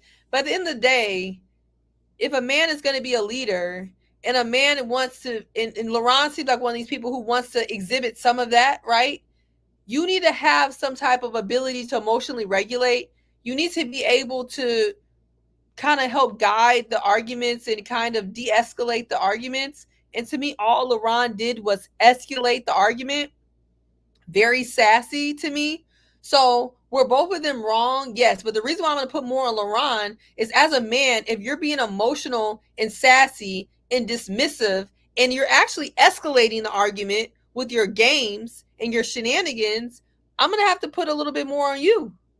Because as a man, I feel like Chaz was trying to say, look, I've done the dismissive thing. I've done the little passive aggressive thing. I've done all that. It doesn't work. It's going to keep you single. If you want to go toe to toe with a woman, you need to be with a woman. I mean, you need to be with a man if you want to go toe to toe with a woman, if you want to act like one. Because that to me was how petty and catty and sassy LaRon was being. But Koshia, make no mistake, before anybody writes anything about what I'm saying, Koshia was being also immature. She was being evasive. She was playing games. Then she started crying. I don't really feel like she wants him, but she didn't want to say that. So they both were agitating, honestly, to watch. But LaRon is a very immature, sassy man, in my opinion. It needs to grow up. Drop my ring. It was a lot of alcohol flowing, and it was been flowing for a long time. And this pettiness at its finest. Pettiness at its finest. Even especially when Maya came into the room, that was petty. Because you drew her into something that she had no idea what was going on, and she could have became a target at that point, where she didn't have to be. She could have been something where, because she could have, if she wasn't as mature, she could have took all her attention off of LaRon and gave it to Maya, and then he would have had another issue, another problem, because he drew her in to that. He got up, bro. Actually, literally got up and say, you know what, I'm gonna go hug on her. I'm gonna call her greedy. We're gonna laugh and smile because you smiled in the other guy's face in front of me. I'm gonna use quotation marks, in front of me, on a dating reality show where you're supposed to mingle and meet with other people. I'm gonna go laugh and smile in somebody else's face while we sitting at this table, right? The way they edited and they chopped it up is like he was been plotting all day long for this one moment so he can sit down and tell her how he really feels. And then she says, I'm just going through the process. I just want to go through the process of you dating other people and seeing other people, which translation means I'm trying to cut you off, but I don't know how to do it, but I need to save you a little bit too, because you might be able to save me. I don't know what other connections she has, but they're both playing the game. The tears, I don't know. They seem, I'm not going to say genuine. They came flowing. She was probably a little bit hurt for him being dismissive. Like you'll need me sometime. Oh, come see me sometime. What I think he said. It's just one of those things. And then with Chaz jumping into it, he was trying to save the day, but it could have went south on him too. Him and LaRon could have had a little issue, a little beef. Sometimes you got to be careful about those situations. But I think both of them was being petty. Again, you're talking about smiling up another people's face on a show where you're supposed to smile and talk to other people in their face. If you two are linked up and this is your one and he's your one, you know what? Bow out gracefully. Say, you know what? I found my person. She found her person. Hey, Tommy, we got to go. This is who I want to be with. There's no reason for me to do any more episodes. This is who I want. But neither one of them wants each other. And I think that's the sentiment there. But again, I think a lot of this was alcohol related, more so than, which is immaturity. But it's bad. It could have went. Go ahead. Can I ask a question before people go? I think a lot of times people talking about, why don't men check men? I know a lot of times Jay and I have said y'all's men's panel needs to be directed at men. Y'all need to address men. Men need to address men. And I understand that Chaz was being a little phony, possibly disingenuous. But I'm not going to lie and say it was very nice to see a man step up and have a conversation with another man. I feel like that's very needed. Whether it was disingenuous or whatever it was, they can work that out between the two. But he saw a woman crying, whether those were fake tears, real tears. He saw a whole situation being escalated, whether it was alcohol involved or not, and he stepped in as a man to de-escalate. Isn't that what we want men to do? Like, No, isn't that what we no, ask? no.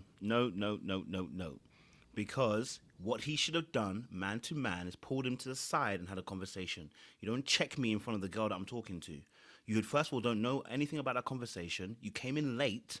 So actually what you're doing is white knighting.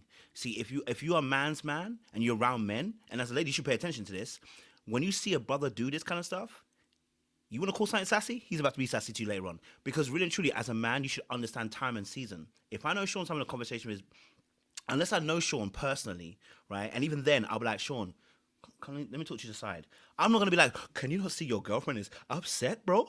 Can you not see she's also? No, you don't do that. You pull your brother to the side and you have a conversation with him, right? And you pull him to the side. That's how men operate. When men break protocol like that, I'm telling you, you'll find out later on how he really is. I'm not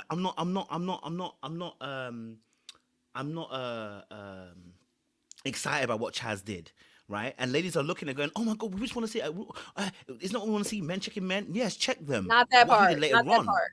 Not that part. Oh Okay, you're yeah, right. That part I do know. I do know later what on you're was talking better. about.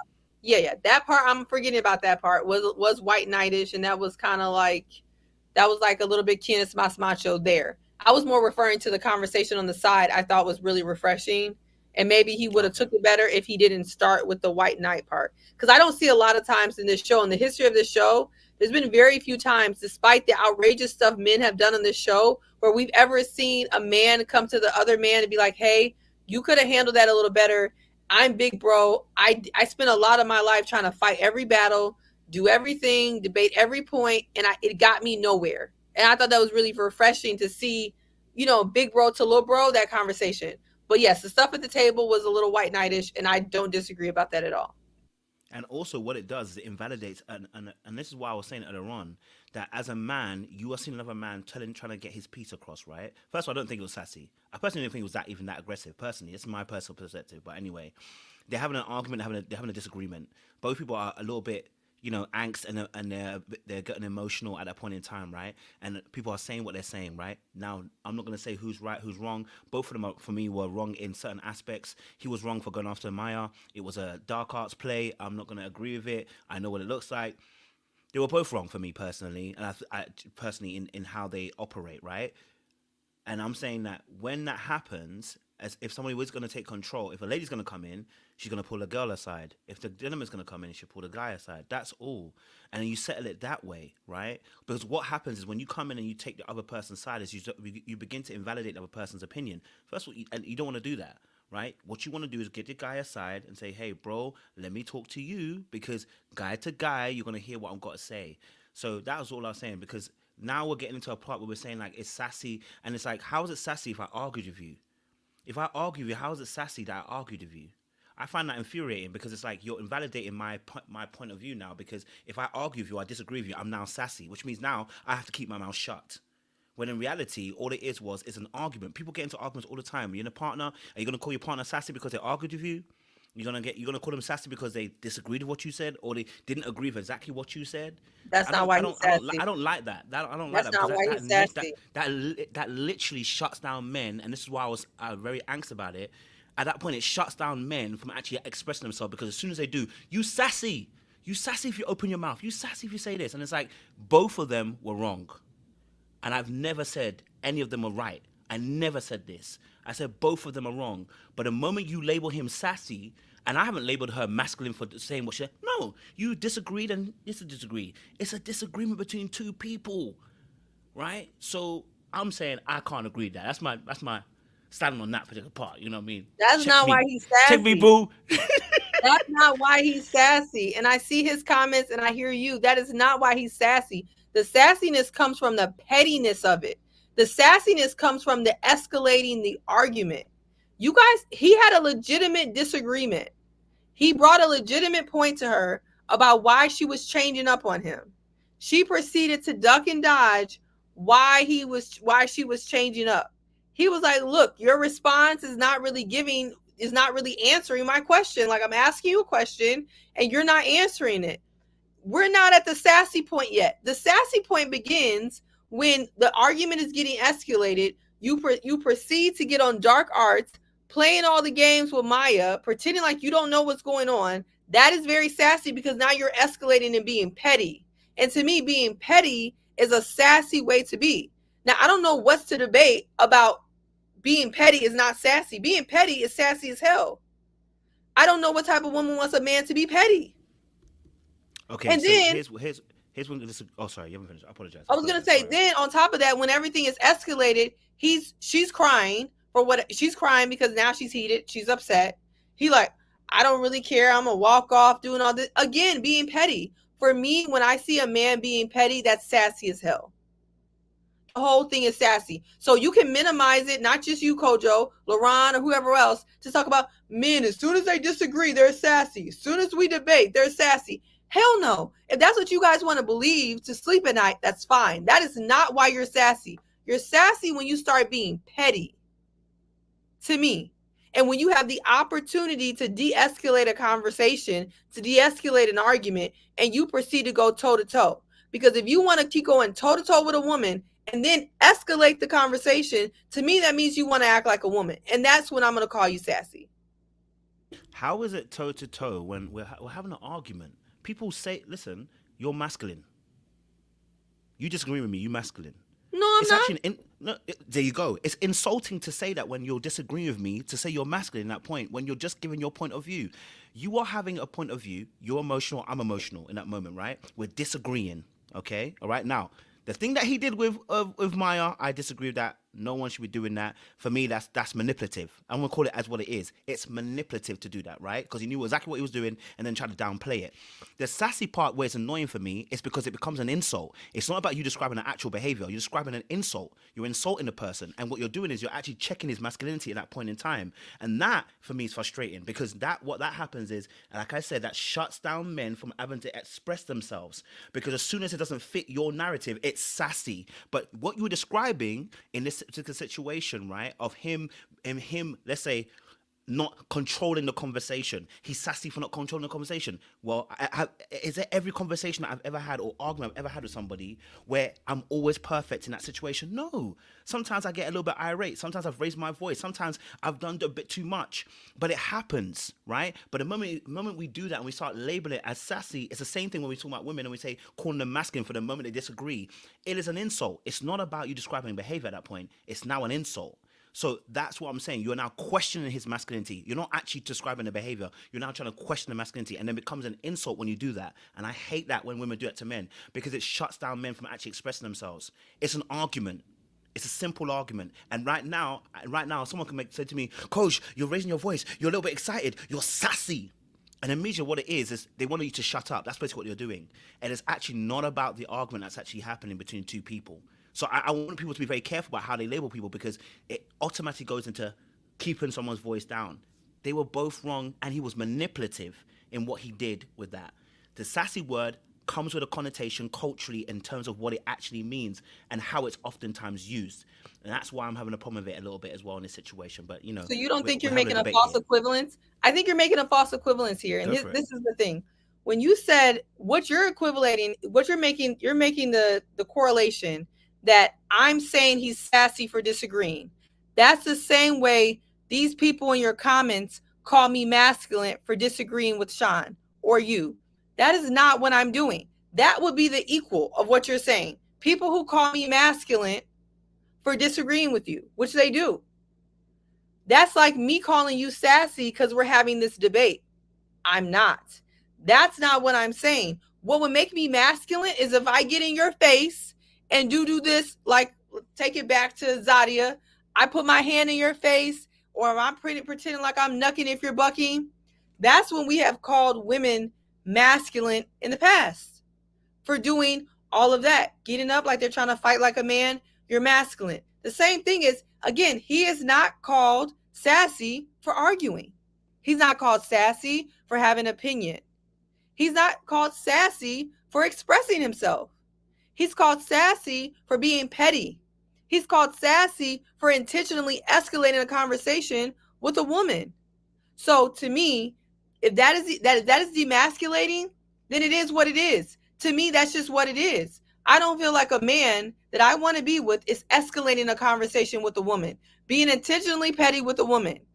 If that's the type of man y'all okay with? Y'all don't want to call him sassy? That won't be me. That's going to be sassy all day. You want to go toe to toe with a woman, escalating the conversation. It's So, sassy. can you describe which part you're saying is sassy? Sorry, just to make it very, very clear, so we don't misinterpret what you're saying. Which part are you saying that you're saying which part? I want to make it very, very clear which part you're saying is sassy, so I know Two exactly what you're parts. saying. Two parts. When he did the thing with Maya, that you're Okay. calling petty, I'm calling petty and sassy. Part two, when she's sitting at the table crying, defeated at that point, even if you think she was fake crying, whatever people think, crying, defeated, she's folded, raising the white flag. She clearly just can't do no more. And he's still going on, saying he don't give an F and doing all of that. That to me is you having a defeated opponent, a defeated woman crying, and you're still going on. To me, that's sassy. At what point as a man, you don't be like, this girl is crying. It ain't even worth all of that. Why am I still doing all of this? And that's where we're going to disagree. Because first and foremost, you're saying she defeated. Who said she was defeated? Who said she was defeated? You think she's defeated. Did she No, look? no, no. She didn't She look did not defeated wait. to you? No. When she ended the conversation, she ended it with, "Well, I'm done then." Okay, well, if you're done, I'm done too. I'm packing up my ish and I'm getting up and going. So if you're gonna call me sassy for packing up my ish and going as well, that's where we're gonna have an issue again, right? Now, could you have handled it better? That's a different conversation. But to call it sassy because he decided to pack up his stuff and get up and go because you want to say you're done, okay, cool. I'm gonna be getting up. I'm gonna be done too, right? Again, it's a normal human behavior, right? That both parties exhibit and do at times. Is it mature? No, right? But to call it sassy again, I'm like, what? I mean, how are you really calling this sassy? Really and truly. Now, the thing with Maya, I don't even think that's even sassy. You can't even class that as sassy. That's manipulative. Call it what it really is. It's manipulative. It's not sassy. That is not a sassy behavior to do. Okay, so when you go and manipulate by using a separate party to go involved, yes, Sean, jump in for me. Go on. And by the way, anyone else can jump in. It's a bit of a debate. Yeah, I was just waiting my turn, whenever but you're go ready, ahead. jump in. You know what I mean? Okay, you know me. I'm definitely waiting. So sassy is improperly forward or bold, fresh, impertinent, impudent, overly bold, saucy, smart, wise, forward, lacking restraint or modesty. Sassy. Where does that apply here? So I'm just waiting for the application. I defined the word for you. Yeah, I'm just trying to to put it into context. Go ahead, say it again. Where does it apply here? Sorry. Improperly forward or bold, overly bold, saucy, smart, wise, lacking restraint or modesty. So lacking Sassy. restraint. There sure was a lot of lack of restraint there, I guess, if that's your point. I don't know what else. I mean, so would that come under Kashia being sassy as well then at the same time? Sassy as hell. Sassy as hell. She lives her life sassy. Okay. But it was you didn't say still that when you originally made a statement. You didn't say she was sassy for the audience, when you made though. your To statement. me, This is my point. When you made your point, you didn't say originally she was sassy. That's my point about. Isn't it kind of a given she's sassy? No, you didn't. Come on. Isn't it a given though she's sassy? No, it's not a given. You didn't say it because your point was to shoot him. That's my point of why I'm saying this argument of where it's going. But anyway, sorry, I've you're going. Let me let us jump in. Sorry.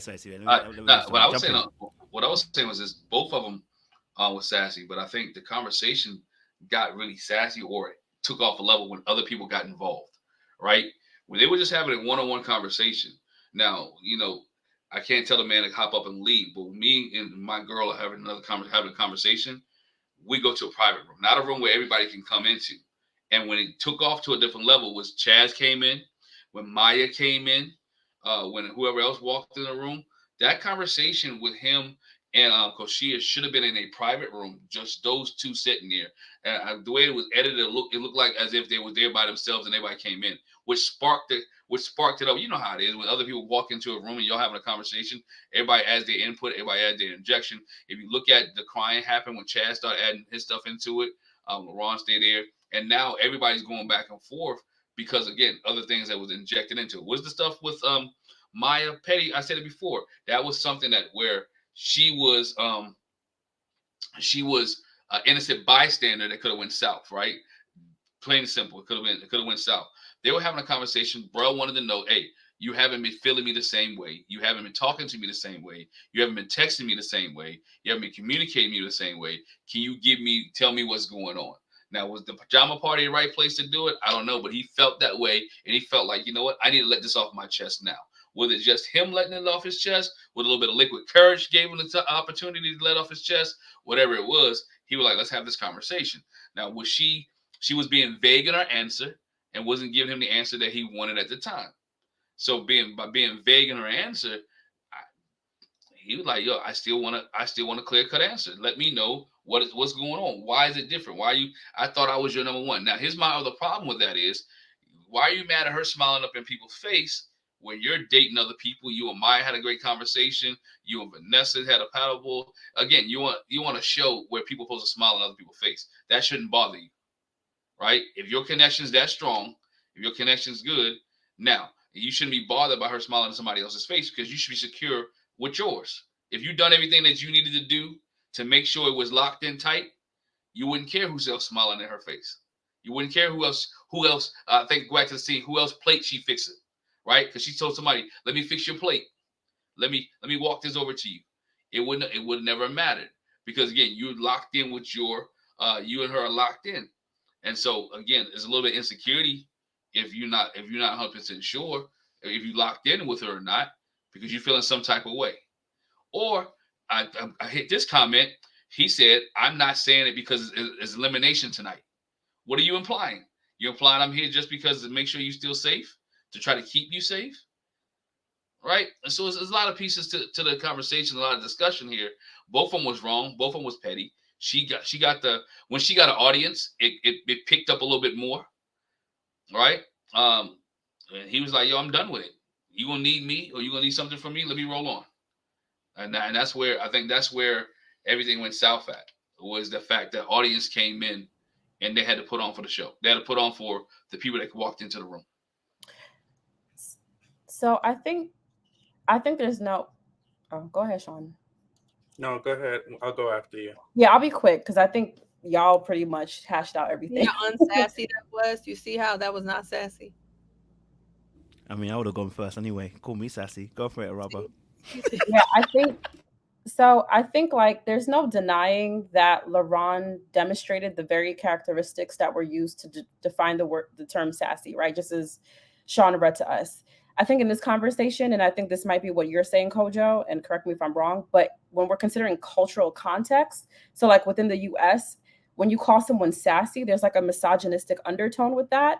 And so then it becomes an insult rather than describing how someone's actually behaving, right? So I probably would have chose the term immature. So he's acting immature versus saying sassy. It's almost like when we call a man a bitch, right? It's automatically like a stinge to it because you're kind of calling him a woman. In this cultural context, in our society, when we, think about normatives within our world, like we usually reserve the term bitch for woman. And so when you automatically like go to that, then that misogynistic undertone, it can kind of like not be suited for this type of scenario. So I think he was acting very immature, but I do agree with you, Coach. I don't think sassy would be the best term to describe what he was doing. Well, I'm glad I let you go first because there's no need for me to read my Urban Dictionary after you made that so eloquent. Now that's my PhD right here. So I love it. I'm done. I yield my time. You better say something. Don't be acting all sassy. We just all being politically correct up here. I'll be the bad guy.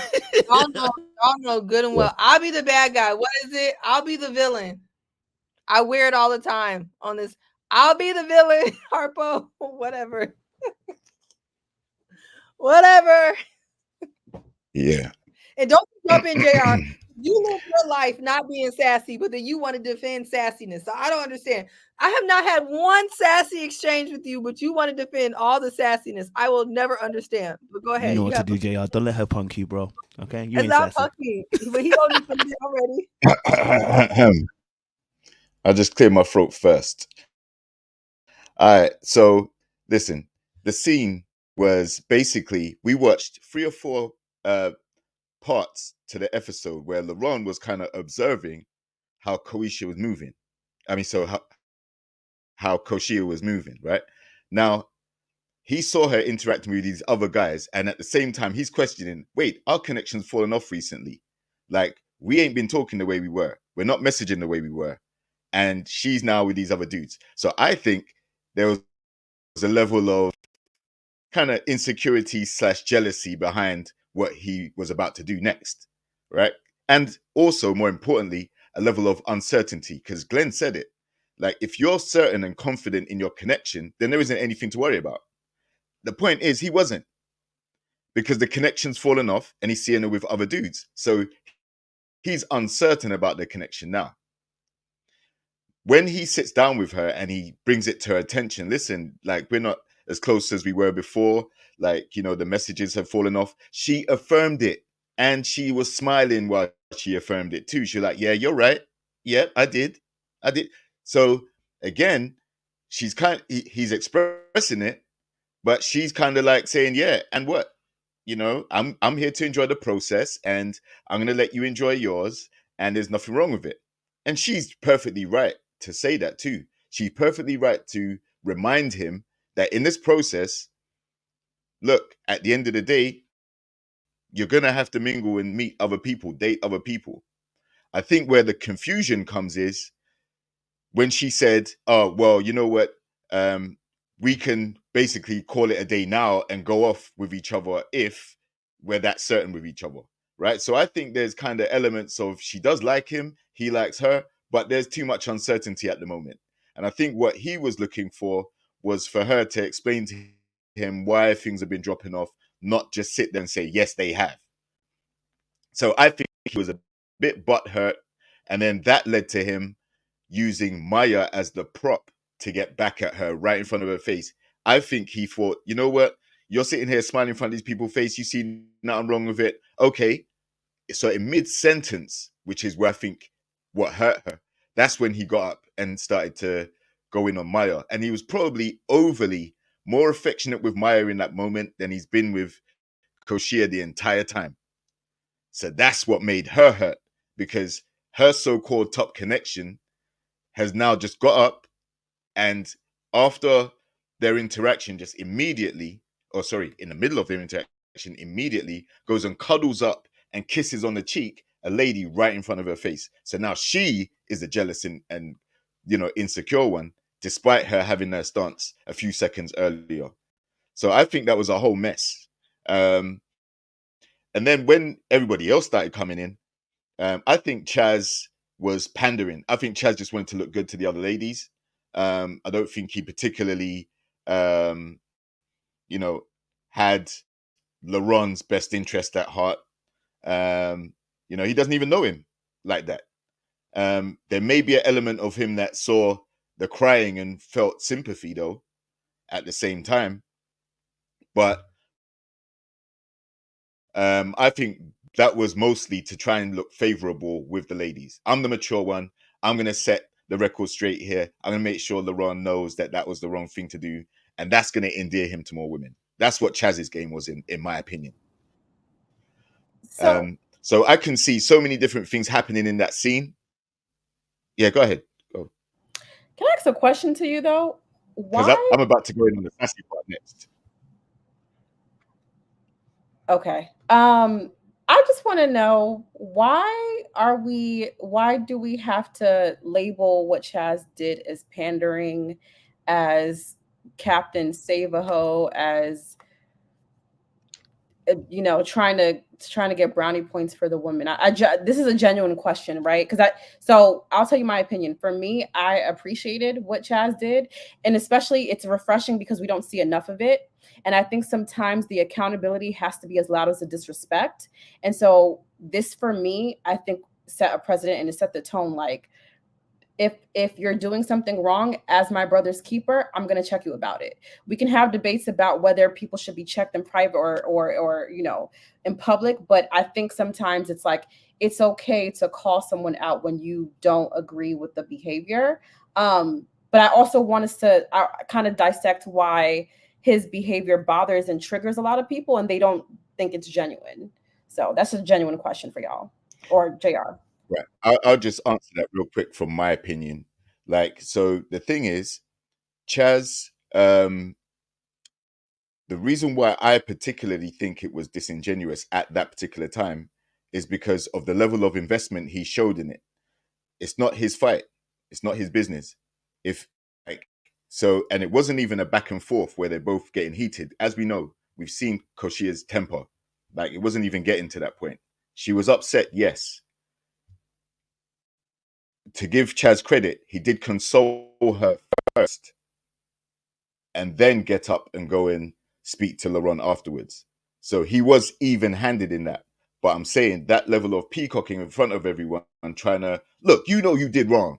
Like, that was, to me, trying to definitely endear himself to more ladies. Which, again, technically there's nothing wrong with it because that's what he's there on the show to do. But the picture that you're painting of yourself in that moment is, I'm grandstanding, you know. And let me just address the sassy part real quick. Fact of the matter is, if you call a man sassy, you're emasculating him, right? Because in that moment, like, he wasn't being sassy. What he was doing is giving payback. He's saying, okay, if you can do it, then I'm going to do it too. We're in the same process together. So if you think I should be cool with you going and kikiing with all these other dudes, then you should have no problem if I go and get up and kiki with some other ladies then. So you can call that sassy, but they're both entitled to do it because they're in the same process. They're trying to find the one. They thought they had a connection, and now it's going haywire. And instead of resolving it together, now they're trying to involve other people in their mess. Listen, I'll say it again if anybody missed it. It's not when he pulled him aside that's the problem. It's the beginning part. It's the beginning part. And that's what told me about him. I would never, ever, ever, ever, if a brother is arguing with his chick, go and be like, baby, you okay? Are you crying? Brother, look, can you not see your chick is crying? Can you not see that she's emotional? I have no clue what you guys spoke about. I don't know what the heck happened. What if she just cussed you out for the last 10 minutes? How do I know? Right? If I go in there and I automatically take your side, there's a problem with that. Right? Imagine you're having an argument with a white person. Right? They call you a racist name. And another white person comes in and goes, and just takes the side of the white person. You're going to call that white person some particular name. You probably racist too. You just took a white person's side. You automatically label something because they didn't actually consider the context of the conversation. It's a very wild example, but I'm just giving an example in terms of when you're not considering the context of the situation and not really understanding what's going on, he should have just shut his mouth and kept quiet and waited and pulled the brother aside and say, bro, what I heard from the part that I heard, I want to pull you aside and say to you, look, bro, this is what it is. Between men, we don't do this kind of stuff. The check-in happens. You pull the brother to the side and you check him. It's about respect and it's about understanding domains and understanding people's kingdom. I don't come into your domain and start telling you what to do in front of the woman that you're trying to deal with. When I do that, I'm actually embarrassing you and I'm actually devaluing you in that moment. So what I do is I pull you aside and have a conversation in private. I don't embarrass you in front of a woman, right? So if I do that, when I'm embarrassing you in front of other women, what I'm really saying to you is you a bitch. Right? So it's the label in that, you a bitch. Because I really should just pull you to the side and have that conversation. Not in front of the woman, not in front of the ladies, whatever. Not trying to show the other ladies that, oh my God, I check men in front of women. No, don't do that. You pull me to the side as a brother should do. Now, if women don't understand this, that's fine. You're not a man. I get it. Right? But let me just say this now. What kind of respect would you have for the man that's getting checked by another man in front of you? You know, nobody want to see that. Your man getting checked in front of another man in front of you. No. Pull me to the side, have the conversation with me. And when I have the conversation with him, and correct me, because the second conversation was fine. He corrected him by the side and said, hey, da-da-da-da. And then Justin came over and said, bro, look at it different this way. No girl just cries over you, da-da-da-da-da. So that I totally get. I understand that part was good. It was just the first part. You just don't do that to her. Coach, the real reason I had to go back and watch. The real reason Chaz checked LaRon, Vanessa was on the other side of the table. Oh, yeah. He was doing all this for Vanessa. Vanessa was sitting directly across from him. It had nothing to do with Koshia. It had everything with who was sitting across the table from him. It was Vanessa. He was doing it so Vanessa, he can get points for Vanessa. You got to find it in the scene, but Vanessa sitting directly across. It's Chaz sitting next to Koshia, LaRon sitting next to Vanessa. They showed it real quick. And Vanessa is sitting directly across from Chaz, and he's doing it all for Vanessa. It had nothing to do with Koshia, had nothing to do with LaRon. It was all for Vanessa because he wanted to build more points up with the girl that he's trying to be with, more so than being involved. Because that's why everything was directed to Koshia. He wanted to show Vanessa he cares about women. I care about her. I care about what it looks like. I care what things seem like. I care how things wants to be. I care for this. And see, when no women was around, then he can pull LaRon around. LaRon aside and say, yo, bro, you know what? Let me do this. Because when he, like you said, what he should have did, say, yo, LaRon, step outside for a minute. Let me holler at you for a minute. Let me holler at you for a minute. Hey man, I don't think you should have did that. She's upset. I think you should go back and apologize. Hey, bro, I think you might have had a little too much to drink. You acting a little crazy right now, and you're doing a little bit mad. Come back in a few minutes, and y'all can have that conversation. Matter of fact, if he was a real bro, know what he should have did? Vanessa, me and you got to go. These two are having a private conversation. Let's rock. Let's leave. That's what most dudes would have did. I'd have been like, hey, Jack, we got to go. These two are having a private conversation. It's time for us to step out the room. Long he ain't putting hands on it, they sitting across the table, we good. Because wasn't nobody raising their voice. Everybody was at the same. So I just wanted to just throw that out there. That's why he did what he did. So thank you guys for clearing that up, because I was generally confused about why we were demonizing Chaz. I can understand your argument, Kojo, about sometimes before you correct, get the full context. I'm still a little conflicted. And this is probably because I'm such a girl's girl that when it comes to protecting a woman, like I love seeing a man showcase what protection looks like, especially because men listen to other men, right? So it's so important that we have more scenarios like this. And so I think like what I'm trying to pull out is the nuance in this conversation is like, can multiple things be happening at once? Can different things be true at the same time? And I also, and y'all might call me Captain Saberho, but to Chaz's credit, I think when you're in the heat of the moment, you're not thinking, step one, let me pull him aside. Step two, let me do this. You're not like, there's no formula to correction. You're just, you see someone that's hurt and you're trying to like resolve the situation any way you know how. That might be my empathetic side speaking. Y'all say you see it from the man's point of view. I can do nothing but respect that and take that into consideration. But I still kind of want to see the nuance, and maybe like Chaz was just doing his big one in that situation. But do you know what would have happened if another guy who didn't respect Chaz would have said, shut the F up? Do you understand what I'm saying to you? Like if I'm talking to my babe and I'm having an argument and you step in, I'll tell you, shut the F up. Why are you stepping in and interrupting? You didn't hear the conversation. You don't know what happened. You don't get to step into my domain and try to check me in front of my girl. Don't ever in your life think that's going to happen. Because the moment I allow you to do that to me, your disrespect is sending a signal to other people that I'm a weak man. You must be mad. He's lucky he didn't get something else to him. That's why men understand this. That's what I'm saying to you. A real man's man understands this and will not check the person in front of his girl. He pulls the guy away, say, bro, come here. Let me talk to you separate. Do you know what I'm saying to you? We pull them away. So if you don't want to, because as men, again, violence is a real thing. So you don't ever step to a man and come into his domain. You didn't hear the whole conversation and then go to his girl and be like, yo, oh my God. Like, no. And that's why we're saying that he's pandering, because at that point, he just needed to pull the person away. He knows the rules. That's why what Glenn's pointing out is absolutely true. If Glenn was arguing with his missus, do you think I'm going to go in there like, hey, Glenn, I won't even go to Glenn. No, go to his wife and be like, are you okay? Is Glenn being rude to you? Yeah, Glenn's been rude to you. Your feelings are not being taken care of, are they? What the hell? You know what I mean? That means I really don't respect him because I'm now trying to side with the. No, I don't know nothing that happened. Go to the man, pull him away, have the conversation. That's it.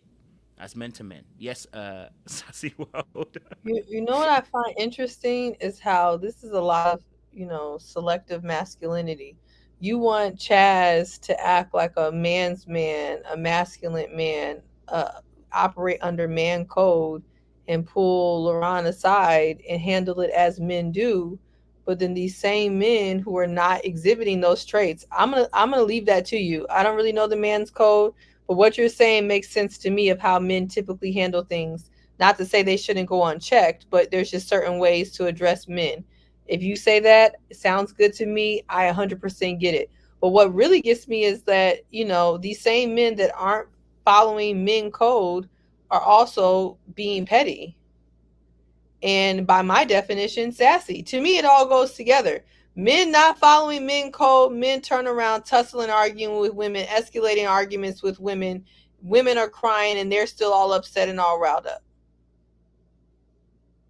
To me, it goes together. Again, we're going to disagree.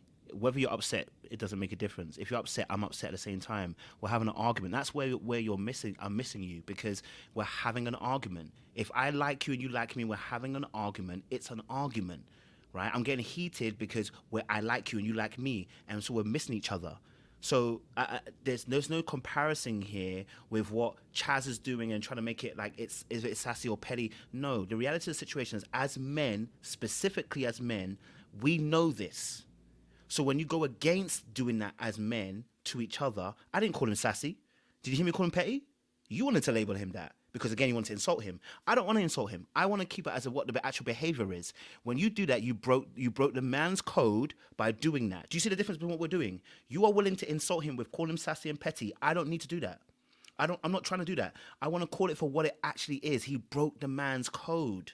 And so when he did that, he showed us where his heart was really lying. It's not for the women like that. He's playing up. Because men who really want to value what was going on would have pulled a man aside. It's that simple. And that's why I keep saying to you that you keep using this word sassy and petty because you're using it as an insult. It's not about describing their behavior. Because if it really was, you would have described it differently. I hate the way we use the word sassy because oftentimes it's not about describing behavior. White knighting is not an insult? White knighting is not an insult? He wasn't white knight. It's a behavior. It's a psychological term. White knight. Yeah, and sassy is a behavior. No. White knight's a psychological term. That's why I called him a white knight. When you come in there, ride on a horse, try and save the person, it's white knighting. I was describing a behavior. White knight doesn't have the context either that sassy has either. So I'm not using it as an insult. I said it's a psychological term for what he actually did. Oh, I was just using it as a description. No, because you try to catch me with that, but it's an actual description of the actual behavior. I'm trying to describe the action. No, you try to catch me. No, see, you're trying to catch me. I'm not trying to insult him. It's about psychological behavior. I'm just trying to describe the action. But T-Way, say what you said in the chat, because I think if you say what you said in the chat, it'll help to clear it up. I really don't even want to now. Just please. Please, I'm asking you, go please, for it, man. If you could do that. Sean wants me to clarify that I do not believe that LaRon, from what I can see, is an overall sassy person. I believe he had a sassy moment, which actually took me off guard because I was surprised based on what I've seen of him thus far on the show. His behavior was a little off-putting because it didn't seem to go along with the way he's acted in the past. So it's quite possible, and it happens all the time, that people, men, women, whatever, have sassy, petty, catty moments, whatever, men and women, and that doesn't make them a sassy man. So that is what I said. I think he had a sassy moment. I'm not calling him a sassy man. There are people who I think are sassy men, but you need way more for me to reach out and say that. I just felt like that moment was sassy. And he also said he was drunk. So hopefully there's some accountability in that when you are drunk, your actions are unbridled. So he was unbridled in his behavior. Can we settle on that definition? He was unbridled. Yes, we can. You want to settle on unbridled? I think it was a good debate. I personally think we both are still on business. Kojo, where in the wide world did you think that was a good debate? That was horrible. What? You mean the conversation we had tonight, or what happened with LaRon and Koshia? No, what we discussed tonight. He's talking about tonight. Oh, I was getting ready to say. Oh, no, between Lauren. That was not a debate. That's not. Oh, I was getting ready to say. Hey, Sean was on 10. He was like, where did you think that was going to be? And the lady said, no, we're sassy. Not. Like, nigga, get your ass together, boy. Lauren, the women said we ain't using your new term that you wanted. Your clean it up term. We ain't using that. Oh, they're not. They're standing on business with sassy. We're standing on business today. Unbridled. Okay, I'm gonna stay unbridled because I want us to, if it's offensive, if people are taking offense, just like we wanted LaRon to take a step back and consider Kashia's emotions and not go full tilt. I think we need to take into consideration LaRon's feelings about this, and maybe perhaps that word is triggering or making him not feel, feeling some type of way or feeling like we're trying to insult him. This is also why I don't like when men drink. I don't mind you having a drink with you, But yeah, I really don't like when men drink because again, this may have been out of character for him. If he's, I would believe that if he says that. But you know, it's hard for a man to be a leader or an emotional leader in a conversation if you're drunk, is or very tipsy or whatever. It's gonna lead to this type of exchange because I'm pretty sure if he was sober, he may not have had that type of response. I'm sorry. What enemy is Laurent talking about in the chat? Can you just clarify, like, crush the enemy, please? Just clarify that. He said there was some wild things that happened. That's why he was like that with Koshia. Apparently, there was some wild things. I don't want to say what it is. He has to say it himself. But apparently, Okay, some so then wild if things. that's the case, then maybe you don't have to go too deep into detail. But that kind of threw me off a little bit. I didn't even see crush the enemy. Yeah, that's all I saw, and I'm like, see, I'm not gonna say what I was about. I'm starting to think, no, go and say it. Go. Let's give ahead of the devil. I'm sorry, Laurent, but it's a little goofy. Like you give a little bit of goofy, and so I'm hoping there's more context to this. But like what I saw on the screen and what I'm seeing in the chat, it's a little goofy. That's what I was gonna say. Well, what do you see in the chat? Because I was gonna say I'm starting to think between Laurent, Lamar, Koshia, and company. This is the reason why the show is not coming back. I'm starting to see why this show ain't coming back. We're in our last days of this earth and of Ready to Love, because whatever shenanigans y'all had down to that show, down to that house, is the reason why this show ain't coming back. So I hope all y'all we soak it on up because I feel like y'all did the utmost. Yeah, I'm not for all of this enemy talk, and I'm sorry, but Will had that same approach. And if we're talking about being ready to love, we're talking about relationships. And the minute somebody does something that offends us, somebody does something that we don't like, we got to play psychological warfare. Like, come on. We got to do better than that. And if that's the way you handle conflict, then you're definitely not ready to love. Because this isn't a strategy show. This isn't Traders.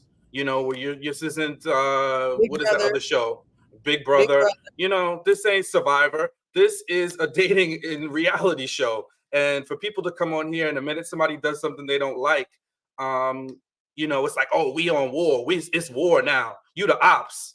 Yo, this is a woman, and a woman that you liked 2 minutes ago. And if she did something you don't like, what are your conflict resolution skills? And I'm gonna get on my little throne for 2 seconds, but we gotta do better, and I understand, and I'm not co-signing on insults. We shouldn't be insulting each other, you know what I mean? But ultimately I feel like as men we have to, when a conflict comes, we want to be leaders, we want to be the providers, we want to be the protectors. Then that's how we do it, right? Somebody does something wrong, you don't like it, you think their character sucks, you don't have to waste your time and energy trying to destroy them. Move around, bro. Move around. Leave her. Don't waste your energy, so I just don't like that tone, because it just brings about negativity, nastiness that we don't need. Definitely hear you on that.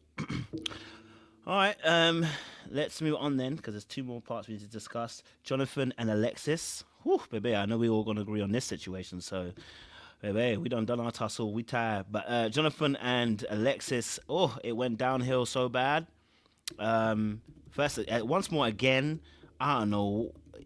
Ready to Love got some culpability here, because they put in alcohol, pajamas, people in the room, playing those kind of games. Yeah, they're always gonna go down a weird way. But I want to know what you guys thought about Jonathan and Alexis, because that situation was unfortunately a little bit uncomfortable, because I think he just overstepped that mark. I think he just missed the signal turns. You know what I mean? I think me and Sean were talking about this earlier. Like, he just missed the signal turns where it's like you could have done so many other things than do pull her onto your lap. You know what I mean? Yeah. So I don't know if you guys want to let me know your thoughts.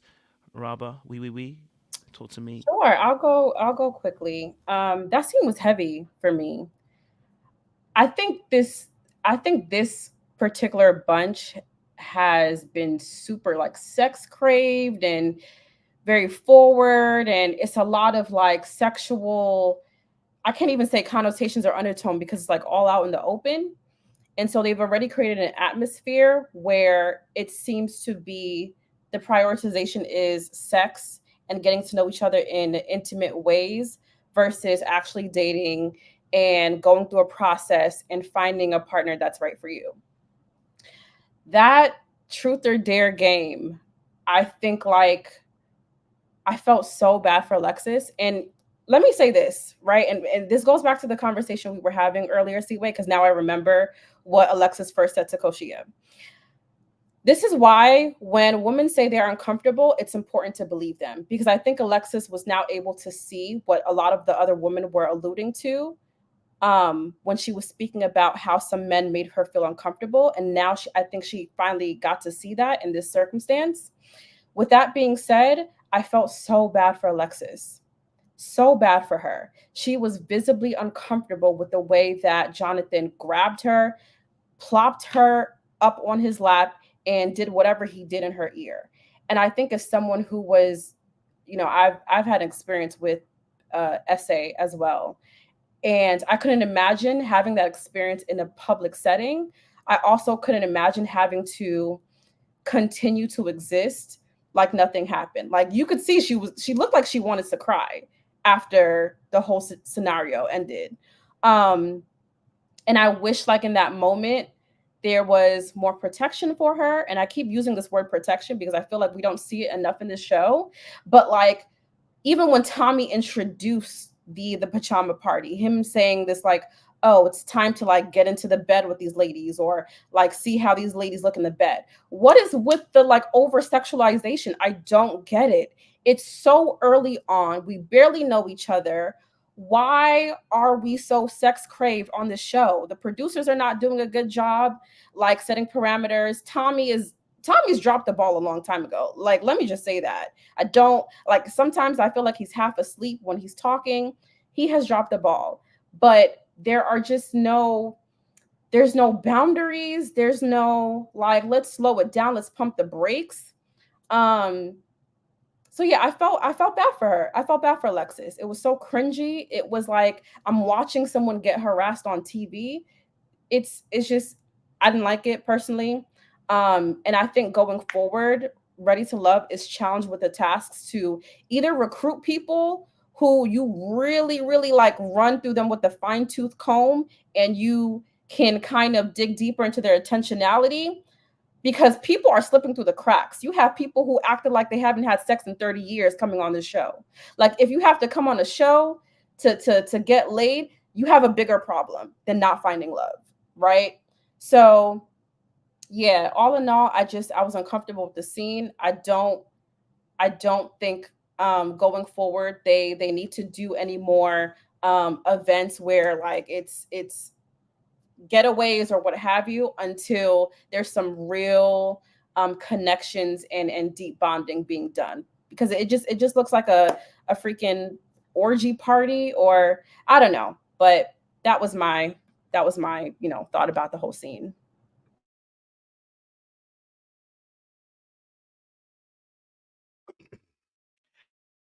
I think Jonathan went way too far for the level of connection that he has with anybody. I think he deliberately set out to do that, push the boundaries of see what he can get away with one of the ladies. And she was uncomfortable. I think she only went with it because of the surprise. But, because it wasn't someone that she really thought she had a connection with like that. Definitely not at this stage. So he went way too far. And he just don't have the awareness to even have cared how she felt in that situation. So yeah, that was a very bad move in my opinion from Jonathan. I agree that there is sexual undertone and sexual conversations taking place. That happens every season. But you do those things in a manner which is cordial, because it's going to be received the right way, because the person's basically thinking along those same lines, because you have that chemistry. If you don't know if you have that chemistry, then that's way too far. Like, you don't even need to touch nobody. But I said earlier, like, there's there's a certain gent that got eliminated, and I'm sure there would have been problematic behavior if he was at this pajama party too. So yeah, I think Jonathan went way too far with that, and I think it may even cost him later down if how she feels in the ladies' lounge is expressed, and he's been giving off certain vibes in phone conversations and things like that. Yeah, like he's gonna be down there.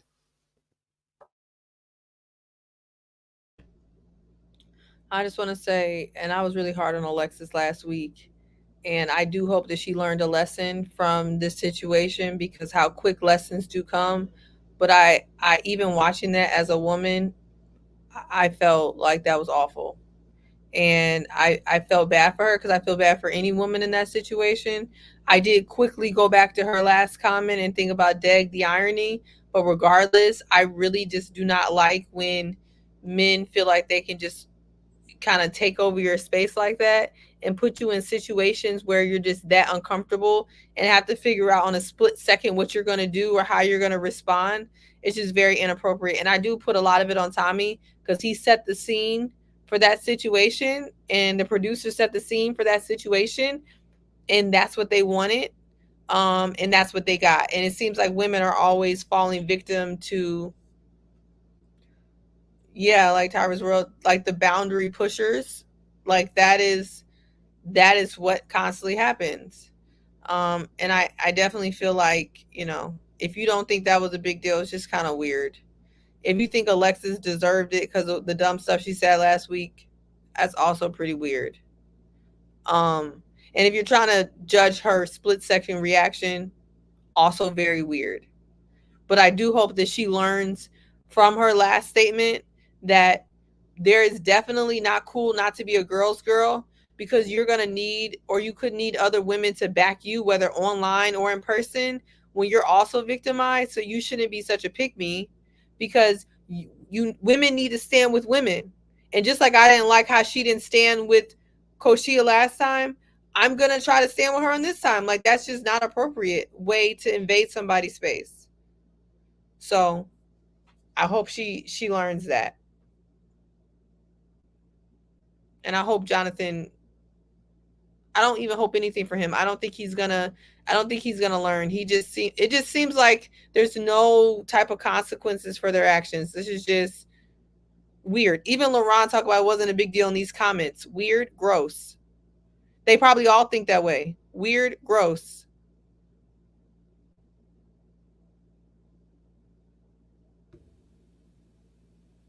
Okay, for sure. Well, the only thing I would say is, unless he whispered in her ear, "Is it okay for me to put you on your lap?" I don't know.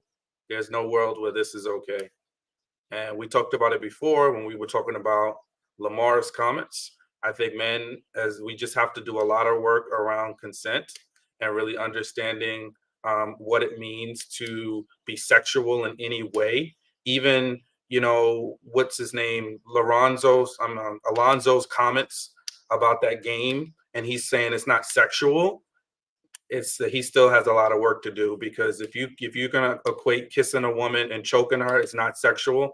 That is still a sexual act, because guess what? If you did it and the woman pressed charges, it's called sexual harassment.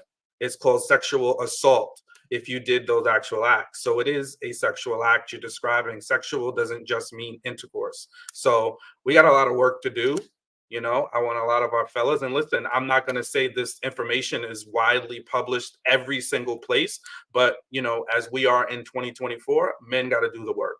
And we can't just shirk things off because she smiled. We can't just shirk it off because, oh, she told me to do X. You need to ask, and you need to make sure she is comfortable with what you're doing, especially and we have the power, right? We have the strength, but we need to use it wisely. And that means wisdom. And if you don't act with wisdom, you make poor decisions. And when you make poor decisions, people get hurt. So I think it's super serious. And I think anybody co-signing or trying to sign off on any of this without having information, again, I said if he whispered in her ear and said, "Hey, baby girl, you mind if I put you on my lap? I'm about to put you on my lap on this table." If he whispered that in her ear and she was like, okay, but then it just kind of felt awkward and then the whole thing fell apart. All right, But if he didn't say that and he just dropped her on his lap without any heads up about what's about to happen, that's a no-go. So, my thoughts. For me, it was what he said. Like, I think in one of the vignettes, he said, I had to do something to make some noise, right? You in your mind knew that you were going to do something outlandish, something that was wild, something that was inappropriate. So it's premeditated, right? What you was going to do. And whatever reason it was, again, it was inappropriate for that. You didn't ask. I agree with Sean. If you didn't ask her to pull her on your lap like that, y'all haven't.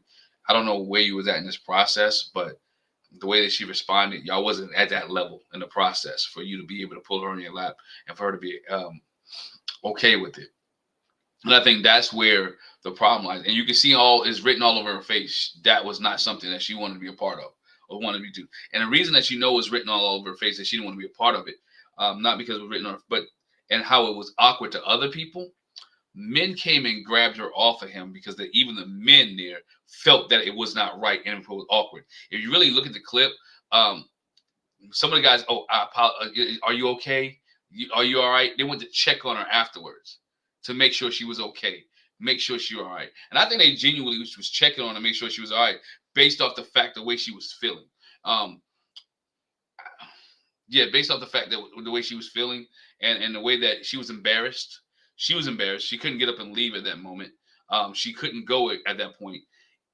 And we know as men, when something embarrasses men, when something makes men cringe, it's really bad. When it makes men go apologize to a woman for something that another man did, it's bad with us, right? And that's where they were at that moment. And so it was something that, as a man who has daughters, I wish my daughters never be in that situation. You know what I'm saying? And that's something that I look at it like, hey, you worry about, like, he was totally out of order. And for her, if she still likes him after this, or she has a relation, her mindset should totally change about the guy that she wants to date. Because I go back to the statement she made earlier. I think in one of her vignettes, when they was having a conversation, she said, there's a different side to Jonathan, and I want to see it. Well, he showed you the different side of him at this pajama party. And I wondered, and I'm sure she doesn't like it. So I'm interested to see how the relationship goes after this, and if there's any other discussion about this scene after what took place, because she should be having a conversation with him and telling him how she felt and how she feels, and if he sees anything wrong with it, he should be having a discussion with her, apologizing for putting her in that situation. Can I quickly say something before other people go? I want to address a comment. Someone asked me, oh, so you've never slept with anyone on the first night? And I feel like that person completely missed everything I said, especially the context. We're adults. I get that. You are allowed to express yourself in any sexual manner that you choose to. That's not what is being critiqued here. I think my concern is the overwhelming push of sexual talk and dialogue so early in the process. I think generally anyone should be concerned when there's a sex heavy or sex focused tone in the beginning of getting to know someone. And so that's me trying to address that person's comment. And LaRon, that's very disgusting. I'm sorry. I caught one of that too. And I feel like this is what pisses me off about a lot of men on this show is you're so oblivious to how your actions can emotionally and spiritually and mentally impact the person. And y'all might think I'm doing too much in the comments, but like I take this very seriously. I was sexually assaulted last year. I'm in therapy like 3 days a week for it. So I don't take things like this lightly.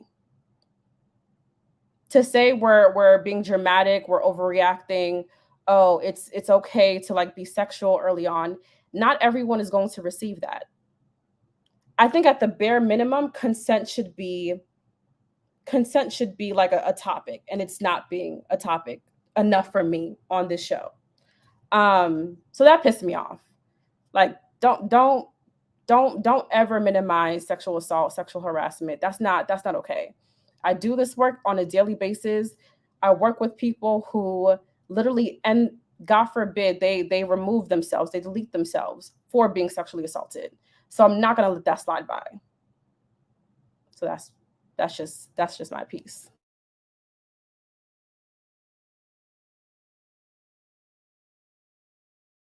Hmm. And Go for it, yeah, sure. oh yeah, no. What I was gonna say is, and we love you, Araba, and we stand with you, and appreciate, how you continue to push forward. And the thing that has got me taking such a harsh stance, and some fellas might be like, oh, why he's capping, he's a simp. Nah, I ain't no simp, because guess what?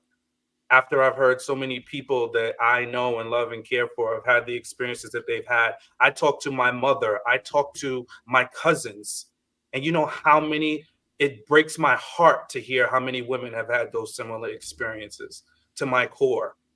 So for me as a man, if I can do it different, I'm going to do it different. And if I see something that looks a little bit wrong, I'm going to call it out, because the amount of women that go through this is insane, and it has to stop. And it starts with us, because we cross boundaries. We think, oh, she's playing, oh, she wants it. Nah, we got to do better, and it's up to us. And heavy is the head that wears the crown. So if we want to be men and really be men, it starts with us and how we move as men. It does. I want to add something else to that, Sean. I want to not exempt the women from this show too, because I had to go back and watch the scene again. There was women clapping and excited that he was doing what he was doing, and they was clapping in the background, and and not knowing that one of their sisters, whether you agree with her or not, has been put in a situation or predicament that she's uncomfortable about, and that she's not feeling comfortable for. And they was laughing and joking and smiling about this, but this woman was getting whatever you want to call it in front of them. People was cheering and celebrating what he was doing, embarrassing her. And I think that's where the issue for me is at. Whether you would have did it or not, she was totally terrified and didn't want it. She was pulling back. And so that was one of the things that made me, you look at it like people in this whole, not just the men, but it was women as well, that was like celebrating. And that was kind of disgusting in my eyes. Instead of trying to say, you know what, help her. Because it should only been guys trying to pull her away. Not one other lady stepped up and tried to help her and say, you know what, this is not right. That we saw. So I can only go by what we saw. I don't know what happened afterwards. I don't know if anybody talked to her afterwards. Based off what we saw, that's what, wasn't right. I think there's a lot of women who are used to other women's space being invaded to the point where if a woman doesn't make a big to do about it, then they're not realizing it's a problem. There were women in this chat saying, "Well, she didn't yell or scream kick him off, so it was fine. That's on her." People in this chat said that. So how do you believe the people there felt? A lot of women feel like if she doesn't yell or scream, it's okay for a man to invade her space because she needs to make some type of loud to do about it to know that it's wrong. So I'm really not surprised that people didn't say anything. I Not think surprised just at for all. any, just I just think it's any. I think for any man in there, I think as a precautionary tale, me and Sean were talking about this, is there should have been, he could have easily whispered in her ear and said, "Listen, are you gonna be comfortable with me pulling you onto my lap? I'm thinking about pulling you onto my lap. Are you gonna be comfortable with that?" Right? I also think that I watched the scene behind again. The initial when he pulled her up, she had no problem with being pulled up. It's when he then pulled her onto the lap that there started to be a problem, because you can see her hands actually go up onto his body. because she was thinking about she was gonna sit on his lap as like I'm gonna sit on his knee, as in like like a little girl sits on a grown man's knee. She was gonna sit sideways, and then he pulled her in forward, and when he did that, she put her arms out. And then after that, when he pulled her in, it's the next part I think where maybe she might have really felt it is that he didn't. He had his hand behind her head, and it was mad. He didn't let it go at that point, and I think that's where the men also saw that whoa, that's a bit too far, right? So I think in that, and this is again, I think see where you kind of point this out, drinking, close, when you're drinking, and there's no excuse anyway. By the way, drinking, there's no excuse, but you want to be in control of what you're doing when these situations happen because people are doing some dumbass stuff. But yeah, in that situation, he literally would not let her go. I think that's what the men were actually really seeing because when I watched it again, his hand is behind her neck and it's like this, and his hand is there, and he's pulling her in.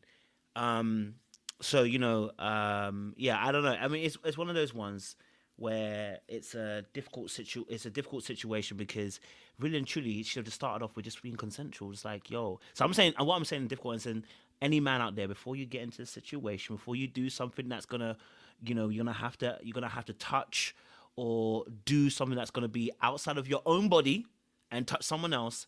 Just ask the question. Just consent is sexy. Someone told me consent is sexy. Just say, listen, hey, I'm thinking about grabbing you. Is that okay?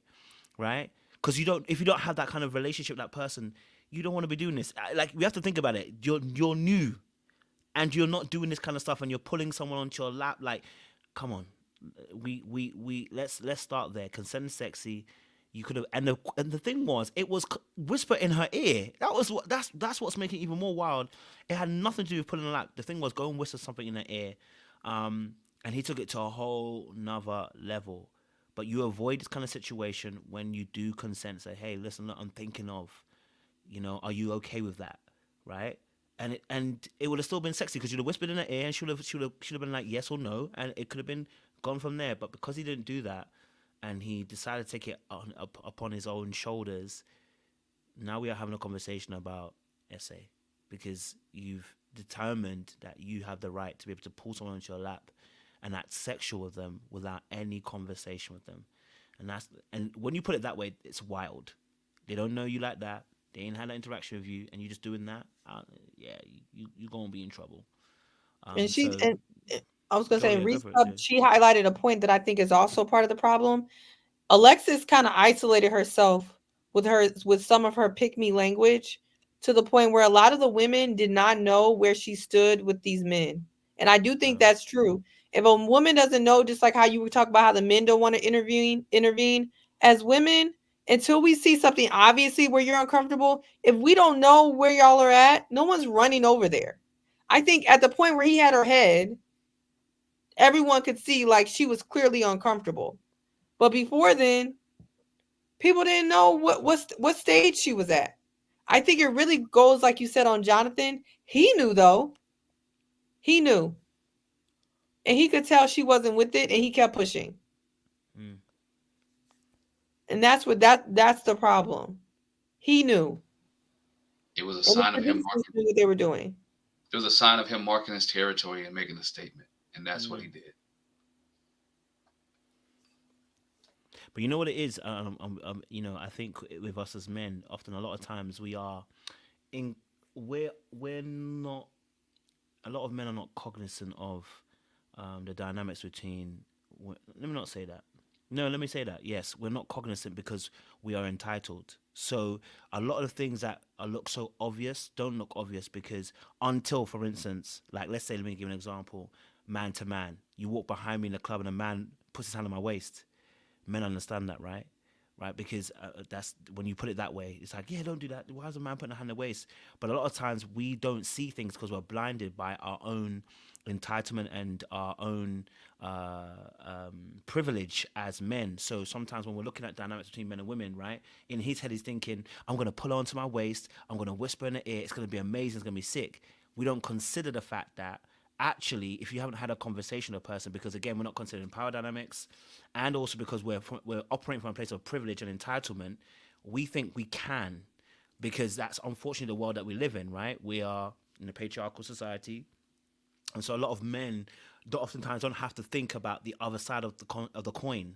So if I pull you onto my waist, I'm not thinking about whether you feel bad about it. Because I'm like, well, in our world, we're entitled and we're privileged without actually saying it that way. That's a lot of times how the thinking is. So the behavior just becomes, oh, I'm gonna pull onto my lap.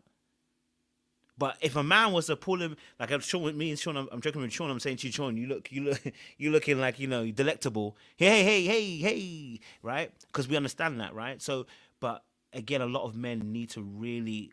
That's what Sean's talking about. The work that we need to do is that we have to understand you can't come from an entitled and privileged perspective. You should always be thinking from a perspective of like, listen, hey, look, I am not entitled here and I'm not privileged. I don't get to do this to someone. You know what I'm saying to you? I should always be asking. And I've always said this, education really should start young for young kids. I think schools should be talking about consent from a very young age because boys are often indoctrinated from a very young age about privilege and entitlement, about taking up space and invading people's space. Education starts from young. So that starts from the home and that also starts from school. We should be having these kind of conversations. It shouldn't wait till we get to like 30. I don't even think Lamar would have done this. I promise you, I don't think Lamar would have done this. I think it's a lot of talk. The fact that Jonathan did it is where we're like, woo, baby, you wild, you know. But yes, Rob, go for it. Yeah, I appreciate the conversation that we're having surrounding consent because it's not often talked about, right? Like, yeah, we say consent is sexy in theory, but I think when people are in the midst of this, in the midst of it, they kind of get self-conscious and they are not comfortable or brave enough to speak up and ask for, hey, what is your boundary? And so conversations like this make like normalize that type of culture. So I think this is needed. Um, and I think like I just want to say I apologize for crying. I try not to cry when I talk about these things, but because Never it's something apologize. I'm currently living in and still working through and healing through, I tend to be more sensitive when I see these things. I work at a a sexual assault and domestic violence organization. So this is my daily work. I have to work with women and girls who, they didn't have the courage to speak up. They were judged for their actions in a situation. And so I often try to be a voice for the voiceless. And so that's why when I see comments in the chat that say, oh, he wasn't intentionally trying to SA her. He wasn't, you can't do that. You can't do that. I think like we're not used to when people like haven't verbally spoken their boundaries, it's still not okay to assume what their boundaries are and what they aren't. Just be on the safe side and keep that distance. Ask if it's okay. Don't assume that like every woman is going to welcome being embraced in that way because you just never know. So I just love this conversation. I hope like people who are watching, especially the men on the show, what you did could have impacted her now for the rest of her life because she was harassed. She was assaulted. She was uncomfortable. Didn't have to say it for us not to see that she was uncomfortable. So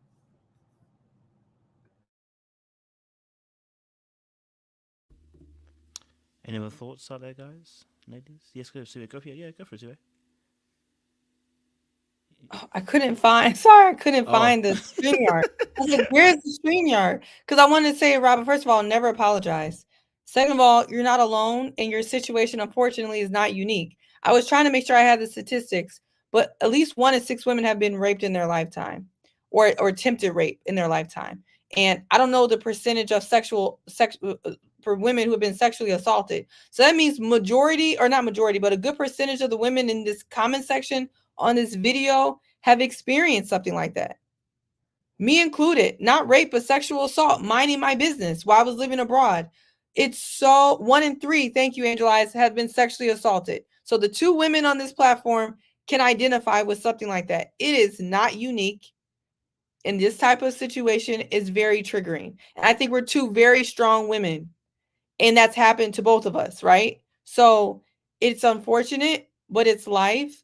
And I do think more of these conversations about consent and men talking to men, which is something I'm really big on, and I'm really enjoying these type of conversations with men talking to men, or even if this platform gets broadcasted to more men so they can see it. Consent is important, and it's cool. And I think that's what needs to be pushed. And you can stop what you're doing in the middle of what you're doing to get it. There's never a wrong time to do that. It's always the right time. And you don't need to feel peer pressured to be the man in the room, and then you turn around and you're sexually assaulting or making a woman feel uncomfortable. And sometimes men are doing it. Like maybe Jonathan wasn't trying to be a creep. He was trying to like be the man in the room, and to maybe to see his actions back. I don't want to give him the benefit of the doubt, but if he's not like that, I'm sure watching it back, it's cringe. It's cringe.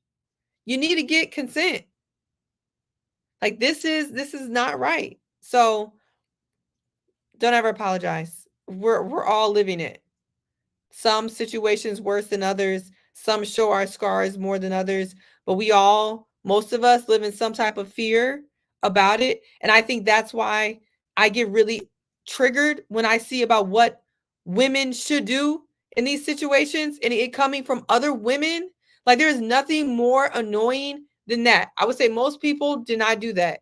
But hearing women talk about what other women should do is so disgusting, because if you've been in this situation, you know people have different fight or flight reactions. I will respond to things, and I froze up.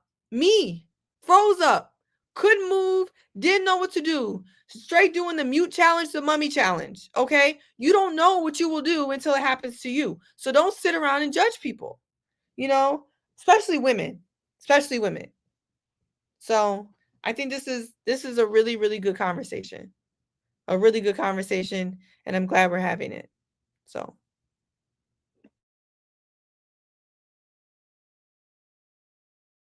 All righty. I think our time is up. So Sean, I know we didn't get to finish. I don't think there's anything else. I think we got to most of it anyway. I know there was elimination between the two, but they didn't really decide on anything anyway. So we got to that point. But Sean, I think it'd be a good point to give us the benediction before we get to the 3 hour mark, and we will sign out. Okay.